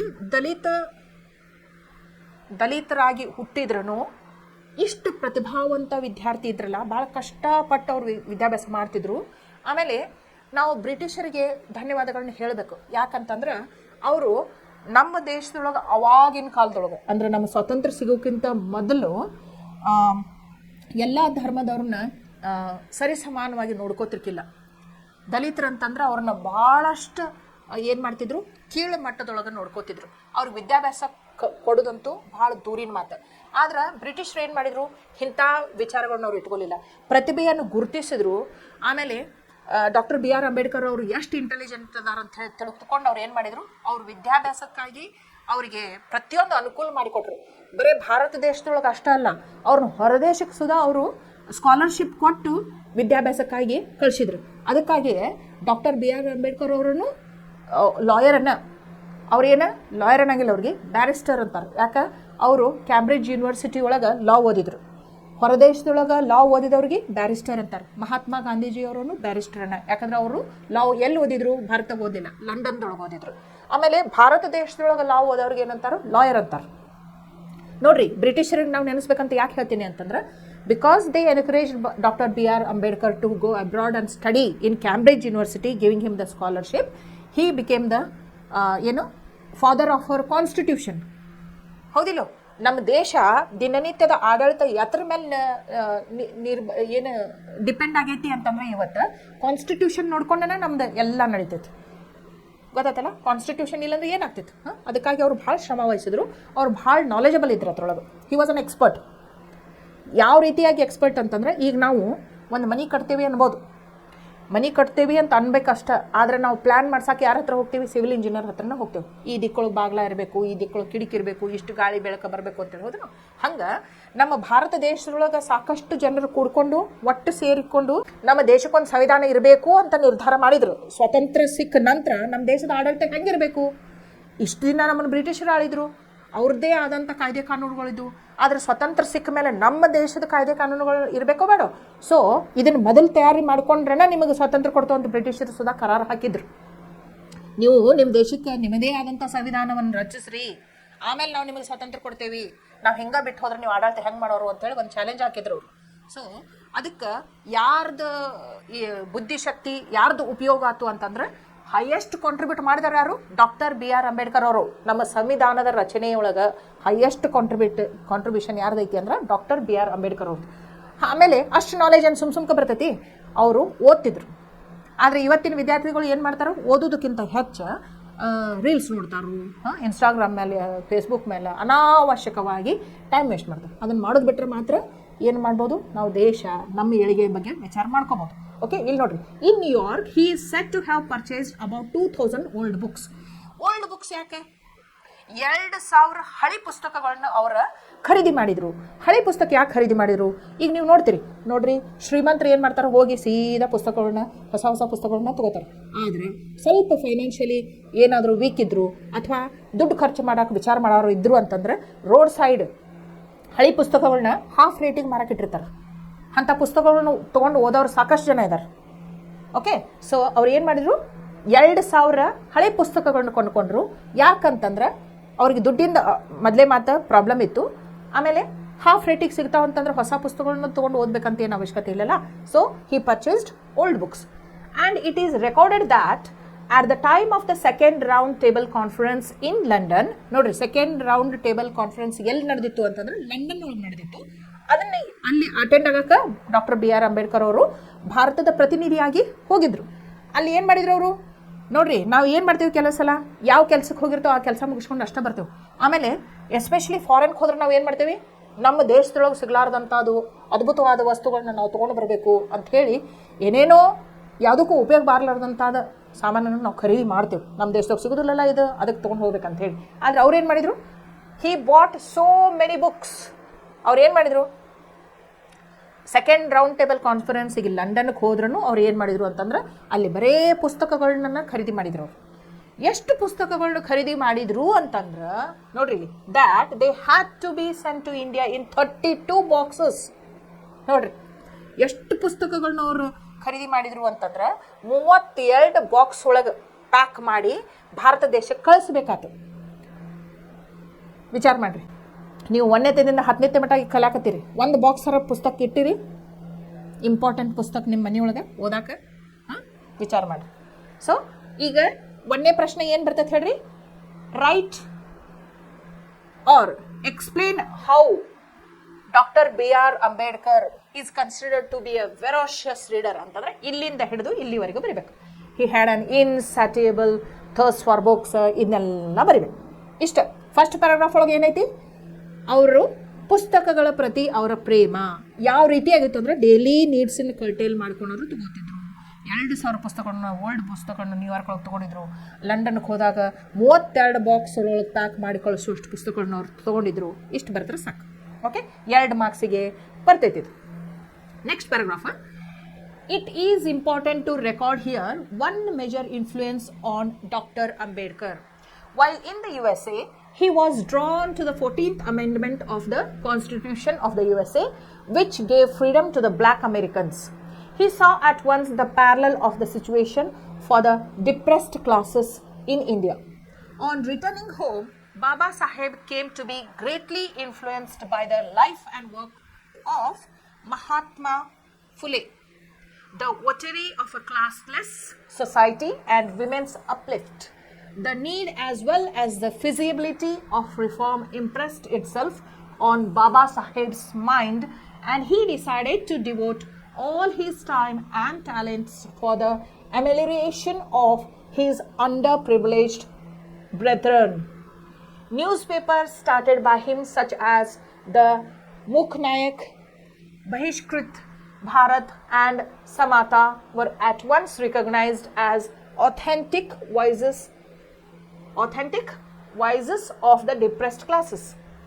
Likewise, institutions set up by him such as the Hitakarni Sabha and the Independent Labour Party of India became vehicles of change. During the same period, Gandhiji was pioneering his epic reform of Indian society, which included the uplift of depressed classes whom Gandhiji had termed Harijans. ಇದು ನೋಡ್ರಿ, second paragraph ಒಳಗೆ ಏನು ನೆನ್ಪಿಟ್ಕೋಬೇಕು ನೀವು ಅಂತಂದ್ರೆ, ಹೆಂಗೆ ನೆನ್ಪಿಟ್ಕೋಬೇಕು ಅಂತಂದ್ರೆ, doctor B R Ambedkar ಅವರಿಗೆ ಯಾವ ಕಾರಣದಿಂದ ಅವ್ರಿಗೆ ಇನ್ಸ್ಪಿರೇಷನ್ ಬಂತು, ಎಲ್ಲಿಂದ ಅವ್ರಿಗೆ ಇನ್ಸ್ಪಿರೇಷನ್ ಸಿಕ್ತು, ನಮ್ಮ ಭಾರತ ದೇಶಕ್ಕೆ ನಾ ಅತ್ಯಮೂಲ್ಯವಾದಂಥ ಕೊಡುಗೆಯನ್ನು ಕೊಡಬೇಕು ಅನ್ನೋಕ ಒಂದು ಏನಾರು ಬೇಕಲ್ಲ, ಎಲ್ಲಿಂದ ಅವರಿಗೆ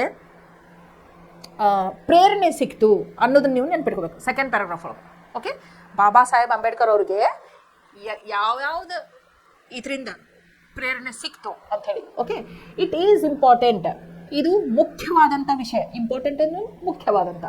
it is important to record ಅಂದ್ರೆ ಏನು, ನೀವು ಅದನ್ನು ಭಾಳ ಮುಖ್ಯವಾದಂಥ ವಿಷಯವನ್ನು ನೀವು ತಿಳಿದುಕೊಳ್ಬೇಕಾಗ್ತದೆ. ಇಲ್ಲಿ ಏನಂತಂದ್ರೆ here one major influence on doctor B.R. Ambedkar. ಅವ್ರ ಇನ್ಫ್ಲೂಯೆನ್ಸ್ ಅಂದ್ರೆ ಏನು, ಇದನ್ನು ಮಾಡೋದು ಪ್ರತಿಭಾ ಏನು ಇನ್ಫ್ಲೂಯೆನ್ಸ್ ಅಂದ್ರೆ ಇಷ್ಟು ಸ್ಟ್ರಾಂಗ್ ಇರ್ತೈತಲ್ಲ, ಅವ್ರು ಮಾಡಿದ್ದನ್ನು ನಿಮಗೂ ಮಾಡ್ಬೇಕು ಅನಿಸ್ತೈತಿ. Okay, so influence on doctor Ambedkar while in the USA, United States of ಅಮೆರಿಕಾಕ್ಕೆ ಹೋಗಿದ್ರು ಅವರು. he was drawn to the 14th amendment of the constitution of the USA. ಇಲ್ಲಿ ನೋಡ್ರಿ, ಅವ್ರ ಲಕ್ಷ್ಯ ಯಾಕಡೆ ಹೋತು ಅಂತಂದ್ರೆ, ಅವ್ರು ಕ್ಯಾಂಬ್ರಿಡ್ಜ್ ಯೂನಿವರ್ಸಿಟಿ ಕಲಿಯಾಗ್ತಿದ್ರು, ಅಮೆರಿಕದೊಳಗೆ ಇದ್ರು. ಆವಾಗ 14th ಅಮೆಂಡ್ಮೆಂಟ್ ತಿದ್ದುಪಡಿ, 14ನೇ ತಿದ್ದುಪಡಿ ಆಗಾಕತ್ತಿತ್ತು. ಯಾರ ಸಂವಿಧಾನಕ್ಕೆ, ಅಮೆರಿಕನ್ ಸಂವಿಧಾನಕ್ಕೆ 14ನೇ ತಿದ್ದುಪಡಿ ಆಗತ್ತಿತ್ತು. ಈಗ ನಮ್ಮ ಕಾನ್ಸ್ಟಿಟ್ಯೂಷನ್ಗೂ ತಿದ್ದುಪಡಿಗಳು ಸಾಕಷ್ಟು ಆಗಾಕತ್ತಾವ, ಹೌದು. he was drawn to the 14th amendment of the constitution. ಅದ್ರೊಳಗೆ ಅಂಥದ್ದು ಏನಿತ್ತು, ಅವ್ರಿಗೆ ಯಾಕದ ಅಷ್ಟು ಸೆಳೀತು? 14ನೇ ಸಂವಿಧಾನದ ತಿದ್ದುಪಡಿ, ಅಮೆರಿಕದ 14ನೇ ಸಂವಿಧಾನದ ತಿದ್ದುಪಡಿ ಅವ್ರನ್ನ ಯಾಕೆ ಅಷ್ಟು ಸೆಳೀತು ಅಂತಂದ್ರೆ, ಅಲ್ಲಿ ಏನೋ ಒಂದು ಅಂಥ ವಿಷಯ ಇತ್ತು. ಏನದು? Of the USA which gave freedom to the black Americans. ಇಲ್ಲಿ ನೋಡ್ರಿ, ಬ್ಲ್ಯಾಕ್ ಕಲರ್ ಇದ್ದವ್ರಿಗೆ ನಿಗ್ರೋಸ್ ಅಂತಿದ್ರು, ಆಮೇಲೆ ಅವರಿಗೆ ಬ್ಲ್ಯಾಕ್ ಅಮೇರಿಕನ್ಸ್ ಅಂತಿದ್ರು. ವೈಟ್ ಕಲರ್ ಇದ್ದವ್ರಿಗೆ ಅಮೇರಿಕನ್ಸ್ ಅಂತಿದ್ರು.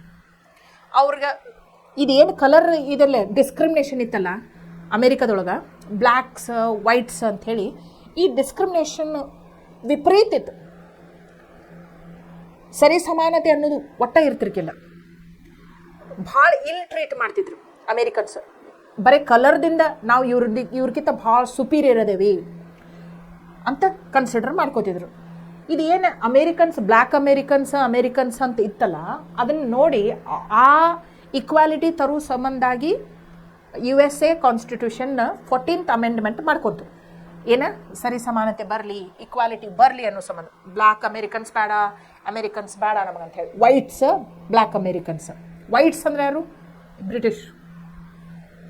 He saw at once the parallel of the situation for the depressed classes in India. ಅವರಿಗೆ ಒಮ್ಮೆಗೆಲ್ಲ ಏನು ನೆನಪು ಬಂತು ಅಂತಂದ್ರೆ, ವೈಟ್ಸ್ ಬ್ಲ್ಯಾಕ್ ಅಮೇರಿಕನ್ಸ್ ಅಂದರೆ ಅಂತ ಹೇಳಿ ಏನು ಡಿಸ್ಕ್ರಿಮಿನೇಷನ್ ಮಾಡ್ತಿದ್ರಲ್ಲ ಇದ್ರೊಳಗೆ USA ಆಮೇಲೆ ಅದನ್ನು ಹೋಗ್ಲಾಡಿಸೋ ಸಂಬಂಧ ಏನು 14th ಅಮೆಂಡ್ಮೆಂಟ್ ತಮ್ಮ ಸಂವಿಧಾನದೊಳಗೆ ಅವ್ರು ಮಾಡ್ಕೊಂಡ್ರಲ್ಲ, ಅದನ್ನೆಲ್ಲ ನೋಡಿದ ತಕ್ಷಣ ಅವರಿಗೆ ಭಾರತ ದೇಶದ ನೆನಪು ಬಂದುಬಿಡ್ತು. ನಮ್ಮ ಭಾರತ ದೇಶದೊಳಗೂ ಇಂಥದ ಸಮಸ್ಯೆ ನಡೆಯಾಕತ್ತಿತ್ತು. ಅಲ್ಲಿ ಬ್ಲ್ಯಾಕ್ಸ್ ವೈಟ್ಸ್ ಅಂತಿತ್ತು, ಆದ್ರೆ ನಮ್ಮ ದೇಶದೊಳಗೆ ಜಾತಿ ಭೇದ ಇತ್ತು. ನೀವೆಲ್ಲ SST ಒಳಗೆ ಕಲ್ಕೊಂತ ಬಂದಿರಿ. ವರ್ಣಾಸ್ ಇದ್ದು, ಬ್ರಾಹ್ಮಿನ್ಸ್, ಕ್ಷತ್ರಿಯಾಸ್, ವೈಶ್ಯಾಸ್, ಶೂದ್ರಾಸ್ ಅಂಥೇಳಿ 4 ವರ್ಣ ಇದ್ದು. ಆ ಆಧಾರದ ಮೇಲೇ ನಮ್ಮ ಸಮಾಜದೊಳಗೆ ವಿಂಗಡಣೆ ಆಗಿತ್ತು ನಮ್ಮ ಸಮಾಜ ಅಂಥೇಳಿ ನೀವೆಲ್ಲ ಕಲ್ಕೊಂತ ಬಂದಿರಿ. ಆಮೇಲೆ ಎಷ್ಟು ಶೂದ್ರ ಅನ್ನೋರನ್ನ ದಲಿತ್ ಅಂತ ಕರೆದ್ರು, ಅವ್ರನ್ನ ಎಷ್ಟು ಇಲ್ ಟ್ರೀಟ್ ಮಾಡ್ತಿದ್ರು ಸಮಾಜದೊಳಗೆ, ಅವ್ರನ್ನ ಎಷ್ಟು ಕೀಳು ಮಟ್ಟದೊಳಗೆ ನೋಡ್ಕೋತಿದ್ರು, ಇದೆಲ್ಲ ನಿಮ್ಗೆ ಗೊತ್ತೈತಿ. SST ಒಳಗೂ ಕಲ್ತಿರಿ ನೀವು, ಹೌದಿಲ್ಲ? ಸಮಾಜಶಾಸ್ತ್ರದೊಳಗೆ ಕಲ್ತಿರಲ್ಲ ನೀವು, ಎಷ್ಟು ದಲಿತರಿಗೆ ಎಷ್ಟು ಹಿಂಸೆ ಮಾಡ್ತಿದ್ರು ಅಂಥೇಳಿ. ಈಗ ಡಾಕ್ಟರ್ B.R. ಅಂಬೇಡ್ಕರ್ ಅವ್ರಿಗೆ ಮನಸ್ಸಿಗೆ ಬಂದಿದ್ದಿದೆ, ಹೌದಲ್ಲ, USA ವೈಟ್ಸ್ ಬ್ಲ್ಯಾಕ್ ಅಮೇರಿಕನ್ಸ್ ಅಂತ ಏನು ಡಿಸ್ಕ್ರಿಮಿನೇಷನ್ ಐತಲ್ಲ, ಹಂಗೆ ನಮ್ಮ ದೇಶದೊಳಗೂ ಏನು ಹೆಚ್ಚಿನ ಜಾತಿ, ಕೆಳಗಿನ ಜಾತಿ, ಆಮೇಲೆ ಅಂಥೇಳಿ ಎಷ್ಟು ಡಿಸ್ಕ್ರಿಮಿನೇಷನ್ ಮಾಡ್ತಾರಲ್ಲ, ನಾನು ನಮ್ಮ ದೇಶದ ಸಂಬಂಧ ಏನಾರು ಮಾಡಬೇಕು ವಿಚಾರ ಅನ್ನುವಂಥದ್ದು ಅವ್ರಿಗೆ ಬಂತು. He saw at once, okay, the depressed classes in India. ಇದೇನು ಡಿಪ್ರೆಸ್ಡ್ ಕ್ಲಾಸಸ್ ಇನ್ ಇಂಡಿಯಾ ಅಂತೀವಲ್ಲ, ಅವರಿಗೆ ನಾನಾ ಹೆಸರುಗಳನ್ನು ಕೊಟ್ಟಿದ್ರು. ಅವರಿಗೆ ದಲಿತರು ಅಂತಿದ್ರು, ಶೂದ್ರ ಅಂತಿದ್ರು, ಆಮೇಲೆ ಮತ್ತೇನೇನೋ ಇದ್ರೊಳಗೆ ಕರಿತಿದ್ರು. ಸೊ ಡಿಪ್ರೆಸ್ಡ್ ಕ್ಲಾಸಸ್ ಅಂತ ಯಾಕಂತಾರಂತಂದ್ರೆ, ಅವರಿಗೆ ಇದೇನು ಸಮಾಜದೊಳಗೆ ಬ್ರಾಹ್ಮಿನ್ಸ್, ಕ್ಷತ್ರಿಯಾಸ್, ವೈಶ್ಯಾಸ್ ಅಂತಿದ್ರಲ್ಲ, ಅವರೆಲ್ಲರೂ ಇವ್ರನ್ನ ಯಾವ ರೀತಿಯಾಗಿ ಇಟ್ಟಿದ್ರು ಅಂದ್ರೆ ಸಮಾಜದೊಳಗೆ ಅವ್ರಿಗೆ ಯಾವುದೇ ರೀತಿಯಾದಂಥ ಹಕ್ಕುಗಳು ಇರೋಕ್ಕಿಲ್ಲ. ಅದು ಸರಿಯಾಗಿ ಬದುಕುವುದು ಇರಬಹುದು, ಶುದ್ಧ ನೀರು ಕುಡಿಯುವುದು ಇರಬಹುದು, ಶುದ್ಧ ಆಹಾರ ತಿನ್ನೋದು ಇರ್ಬೋದು, ಅಥವಾ ಎಲ್ಲರ ಜೊತೆ ಬೆರೆತು ಬಾಳೋದು ಇರಬಹುದು, ಅಥವಾ ಒಂದು ಎಜುಕೇಷನ್ ಅಪಾರ್ಚುನಿಟೀಸ್ ಇರ್ಬೋದು, ಒಂದು ದೇವಸ್ಥಾನ ಪಬ್ಲಿಕ್ ಪ್ಲೇಸಸ್ ಇರ್ತಾವಲ್ಲ, ದೇವಸ್ಥಾನ ಇರ್ಬೋದು, ಪಾರ್ಕ್ ಇರ್ಬೋದು, ಇಂಥಲ್ಲಿ ಅವರ ಒಂದು ಹೋಟೆಲ್, ಸಿನಿಮಾ ಥಿಯೇಟ್ರ್ ಇಂಥಲ್ಲೆಲ್ಲ ಅವರು ಹೋಗೋಂಗಿಲ್ಲ. ರೆಸ್ಟ್ರಿಕ್ಷನ್ಸ್. ನೀವು ಡಿಪ್ರೆಸ್ಡ್ ಕ್ಲಾಸಸ್, ನೀವು ಹಿಂದುಳಿದ ವರ್ಗದವರು ನೀವು ಇಂಥ ಜಾಗದೊಳಗೆ ಬರೋಂಗಿಲ್ಲ ಅಂತಂದ್ರೆ ಒಟ್ಟು ಅವ್ರನ್ನ ಭಾಳ ಕೀಳಾಗಿ ನೋಡ್ಕೋತಿದ್ರು. ಎಲ್ಲ ರೀತಿಯಿಂದ ಅವರಿಗೆ ಭಾಳ ದೌರ್ಜನ್ಯ ಮಾಡ್ತಿದ್ರು ಸಮಾಜದೊಳಗೆ. ಅದಕ್ಕೆ ಡಿಪ್ರೆಸ್ಡ್ ಕ್ಲಾಸಸ್ ಅಂತಾರೆ ಅದಕ್ಕೆ. Okay, depressed classes in India. ನಮ್ಮ ಭಾರತ ದೇಶದೊಳಗೆ ಇವೇನು ಡಿಪ್ರೆಸ್ಡ್ ಕ್ಲಾಸಸ್ ಇತ್ತಲ್ಲ, ದಲಿತದ ಅಥವಾ ಶೂದ್ರ, ಅವ್ರ ನೆನಪು ಬಂದುಬಿಡ್ತು ಡಾಕ್ಟರ್ ಬಿ ಆರ್ ಅಂಬೇಡ್ಕರ್ ಅವ್ರಿಗೆ. ಯಾಕಂತಂದ್ರೆ ಅವರು ದಲಿತ ಸಮಾಜದೊಳಗನ ಹುಟ್ಟಿದವರು. ಡಾಕ್ಟರ್ ಬಿ ಆರ್ ಅಂಬೇಡ್ಕರ್ ಅವರು ದಲಿತ ಸಮಾಜದೊಳಗೆ ಹುಟ್ಟಿದವರು. ಅವ್ರಿಗೂ ಇಂಥಾದ ಸಮಸ್ಯೆಯನ್ನೆಲ್ಲ ಎದುರಿಸಿದ್ರು ಅವರು. ಅದಕ್ಕೆ ಅಮೇರಿಕಾದೊಳಗೆ ಹೋದಾಗ ಅವ್ರಿಗೆ ನೆನಪು ಬಂತು, ನಮ್ಮ ಭಾರತ ದೇಶದೊಳಗೂ ಹಿಂಗೆ ಆಗ್ತೈತಲ್ಲ ಅಂಥೇಳಿ. ಆನ್ ರಿಟರ್ನಿಂಗ್ ಹೋಮ್ ಅಂದ್ರೇನು? ಭಾರತ.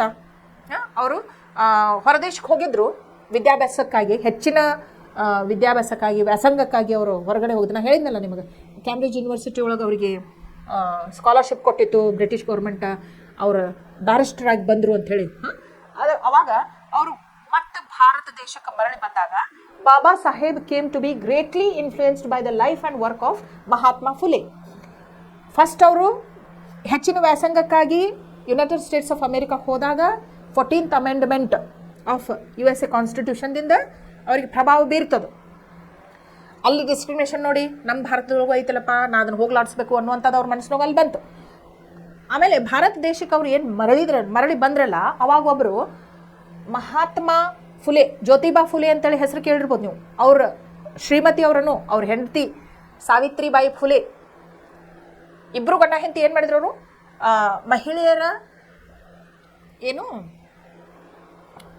ಮಹಿಳೆಯರ ಅಪ್ಲಿಫ್ಟ್, ಏಳಿಗೆಗಾಗಿ, ಆಮೇಲೆ ಇದು ಡಿಪ್ರೆಸ್ಡ್ ಕ್ಲಾಸಸ್ ಅವ್ರ ಏಳಿಗೆಗಾಗಿ ಭಾಳ ಶ್ರಮ ವಹಿಸಿದ್ರು. ನೆನ್ಪಿಟ್ಬೇಕಂದಂಥ ಹೆಸರುಗಳು ಯಾವಂತಂದ್ರೆ ಮಹಾತ್ಮ ಫುಲೆ. ಮಹಾತ್ಮ ಫುಲೆ ಅವರು ಮಾಡುವಂತಹ ಕೆಲಸ ಕಾರ್ಯಗಳನ್ನ ನೋಡಿ ಬಾಬಾ ಸಾಹೇಬ್ ಅವರು ಇನ್ಫ್ಲೂಯೆನ್ಸ್ ಆದರು. ಏನು ಮಾಡ್ತಿದ್ರು ಫುಲೆ ಅವರು? The votary of classes society and women's uplift. Votary ಅಂತಂದ್ರೇನು? ಭಾಳ ಸಕ್ರಿಫೈಸ್ ಮಾಡಿ ಎಲ್ಲರೂ ವಿರುದ್ಧ ಹಾಕ್ಕೊಂಡು ಪ್ರಯತ್ನ ಮಾಡುವಂಥ ವ್ಯಕ್ತಿ. Of classes society and women's uplift. ಅವ್ರು ಯಾವುದಕ್ಕೆ ಶ್ರಮ ವಹಿಸ್ತಿದ್ರು ಅಂತಂದ್ರೆ ಡಿಪ್ರೆಸ್ ಕ್ಲಾಸಸ್ ಏಳಿಗೆಗಾಗಿ, ಆಮೇಲೆ ಹೆಣ್ಣು ಮಕ್ಕಳ ಏಳಿಗೆಗಾಗಿ ಅವರು ಭಾಳಷ್ಟು ಶ್ರಮ ವಹಿಸಿದ್ರು. ಯಾಕಂತಂದ್ರೆ ನಾವು ಸ್ವತಂತ್ರ ಪೂರ್ವ, ಇದೆಲ್ಲ ಡಾಕ್ಟರ್ ಬಿ ಆರ್ ಅಂಬೇಡ್ಕರ್ ಇದ್ದಿದ್ದು ಸ್ವತಂತ್ರ ಪೂರ್ವದೊಳಗೆ, ಹೌದಿಲ್ಲ? ಅವಾಗಿನ ಟೈಮ್ದಾಗ ಹೆಂಗಿತ್ತು ಅಂತಂದ್ರೆ, ನಮ್ಮ ಸೊಸೈಟಿ ಒಳಗೆ ಏಕತಾ ಭಾವನೆ ಇರೋಕ್ಕೆ ಇಲ್ಲ. ಭಾಳ ಡಿಸ್ಕ್ರಿಮಿನೇಷನ್ ಇದ್ದು. ಜಾತಿ ಭೇದ ಭಾವ ಮಾಡ್ತಿದ್ರು, ಧರ್ಮದ ಭೇದ ಭಾವ ಇರ್ತಿತ್ತು, ಆಮೇಲೆ ಹೆಣ್ಣು ಗಂಡು ಅಂಥೇಳಿ ಭಾಳ ಭೇದ ಭಾವ ಇತ್ತು. ಜೆಂಡರ್ ಡಿಸ್ಕ್ರಿಮಿನೇಷನು ಭಾಳ ಇತ್ತು. ಹೆಣ್ಮಕ್ಳಿಗೆ ವಿದ್ಯಾಭ್ಯಾಸ ಮಾಡಿಸೋ ಅವಶ್ಯಕತೆ ಇಲ್ಲಂತಿದ್ರು, ಅಥವಾ ಅವ್ರು ಸಾಲಿ ಕಲ್ತ್ರ ಅವ್ರ ಗಂಡುಗಳು ಲಗುನ ಸತ್ತು ಹೋಗ್ತಾರೋ, ಅವ್ರು ವಿಧವೆ ಆಗ್ತಾರೋ ಅನ್ನುವಂಥ ಮೂಢನಂಬಿಕೆ ಇಟ್ಕೊಂಡಿದ್ರು. ಆಮೇಲೆ ಹೆಣ್ಮಕ್ಳು ಯಾವತ್ತಿದ್ರೂ ಮೇಲ್ ಡಾಮಿನೇಷನ್, ಅಂದರೆ ಗಂಡಸುರ ಶ್ರೇಷ್ಠರು, ಅವ್ರು ಹೇಳ್ದಂಗೆ ಕೇಳಬೇಕು. ಹಿಂಗೆ ಭಾಳ ಅಂದ್ರೆ ಭಾಳ ಹೆಲ್ಪ್ಲೆಸ್ ಪೊಸಿಷನ್ ಇತ್ತು ವಿಮೆನ್ದು ಸೊಸೈಟಿ ಒಳಗೆ. ಅವಾಗ ಈಗೆಲ್ಲ ನೀವು ಈಕ್ವಾಲಿಟಿ ನೋಡ್ತೀರಿ, ಡಿಸ್ಕ್ರಿಮಿನೇಷನ್ ಇಲ್ಲ ಈಗ. ಬಟ್ ಇವತ್ತಿನ ಸಿಚುವೇಶನ್ ಅವಾಗ ಇರಾಕಿಲ್ಲ, ಪೂರ್ತಿ ಬೇರೆನೇ ಇತ್ತು. ಓಕೆ, ಅಲ್ಲಿ ಅದನ್ನ ಮಾಡ್ತಿದ್ರು. The need as well as the feasibility of reform impressed itself on Baba Saheb's mind and he decided to devote all his time and talents for the amelioration of his underprivileged brethren. ಇಲ್ಲಿ ನೋಡ್ರಿ, ಏನು Impress ಮಾಡ್ತು ಅಂದ್ರೆ need, ಅವಶ್ಯಕತೆ ಇತ್ತು. ಯಾವ ಥರ ಅವಶ್ಯಕತೆ ಇತ್ತು? ನಾ ಹೇಳಿದ್ನಲ್ಲ, ಬಾಬಾ ಸಾಹೇಬ್ ಅಂಬೇಡ್ಕರ್ ಅವರು ದಲಿತ ವರ್ಗದೊಳಗನ ಜನಿಸಿದವರು. ಭಾಳಷ್ಟು ಅವರಿಗೆ ತ್ರಾಸು ಅನುಭವಿಸತ್ತಿದ್ರು ಅವರು. ಅದಕ್ಕೆ ಅವ್ರಿಗೆ ಏನು ಅನ್ನಿಸ್ತು? Need as well as the feasibility to of reform, ಅವಶ್ಯಕತೆ ಇತ್ತು. ರಿಫಾರ್ಮ್ ಅಂದ್ರೇನು? ಜೀರ್ಣೋದ್ಧಾರ, ಇದ್ದಂಥ ಪರಿಸ್ಥಿತಿಗಳನ್ನು ಬದಲಾವಣೆ ಮಾಡಿಸುವ ಅವಶ್ಯಕತೆ ಭಾಳ ಇತ್ತು. Impressed itself on Baba Saheb's mind, ಅವರ ಮನಸ್ಸಿನ ಮೇಲೆ ಇವು ಅಗಾಧವಾದಂಥ ಪರಿಣಾಮವನ್ನು ಬೀರಿದ್ವು. ಆ್ಯಂಡ್ ಹೀ ಡಿಸೈಡೆಡ್, ಅವ್ರು ನಿರ್ಧಾರ ಮಾಡಿದರು. ಏನು ನಿರ್ಧಾರ ಮಾಡಿದರು?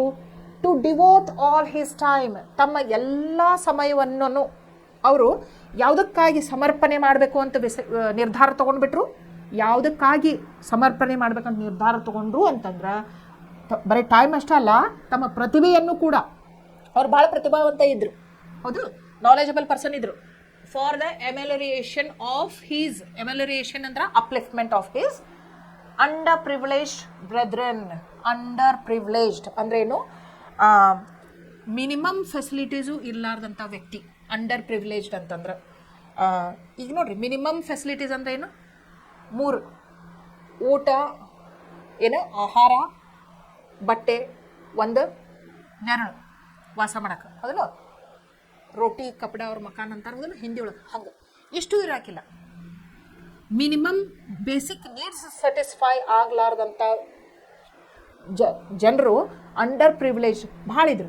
ಎಸ್ಪೆಷಲಿ ಯಾವ ಕಾಸ್ಟ್ ಒಳಗೆ? Lower caste. Okay, upper caste, lower caste ಅಂತ ಹೇಳಿ ಸೊಸೈಟಿ ಡಿವೈಡ್ ಆಗಿಬಿಟ್ಟಿತ್ತು.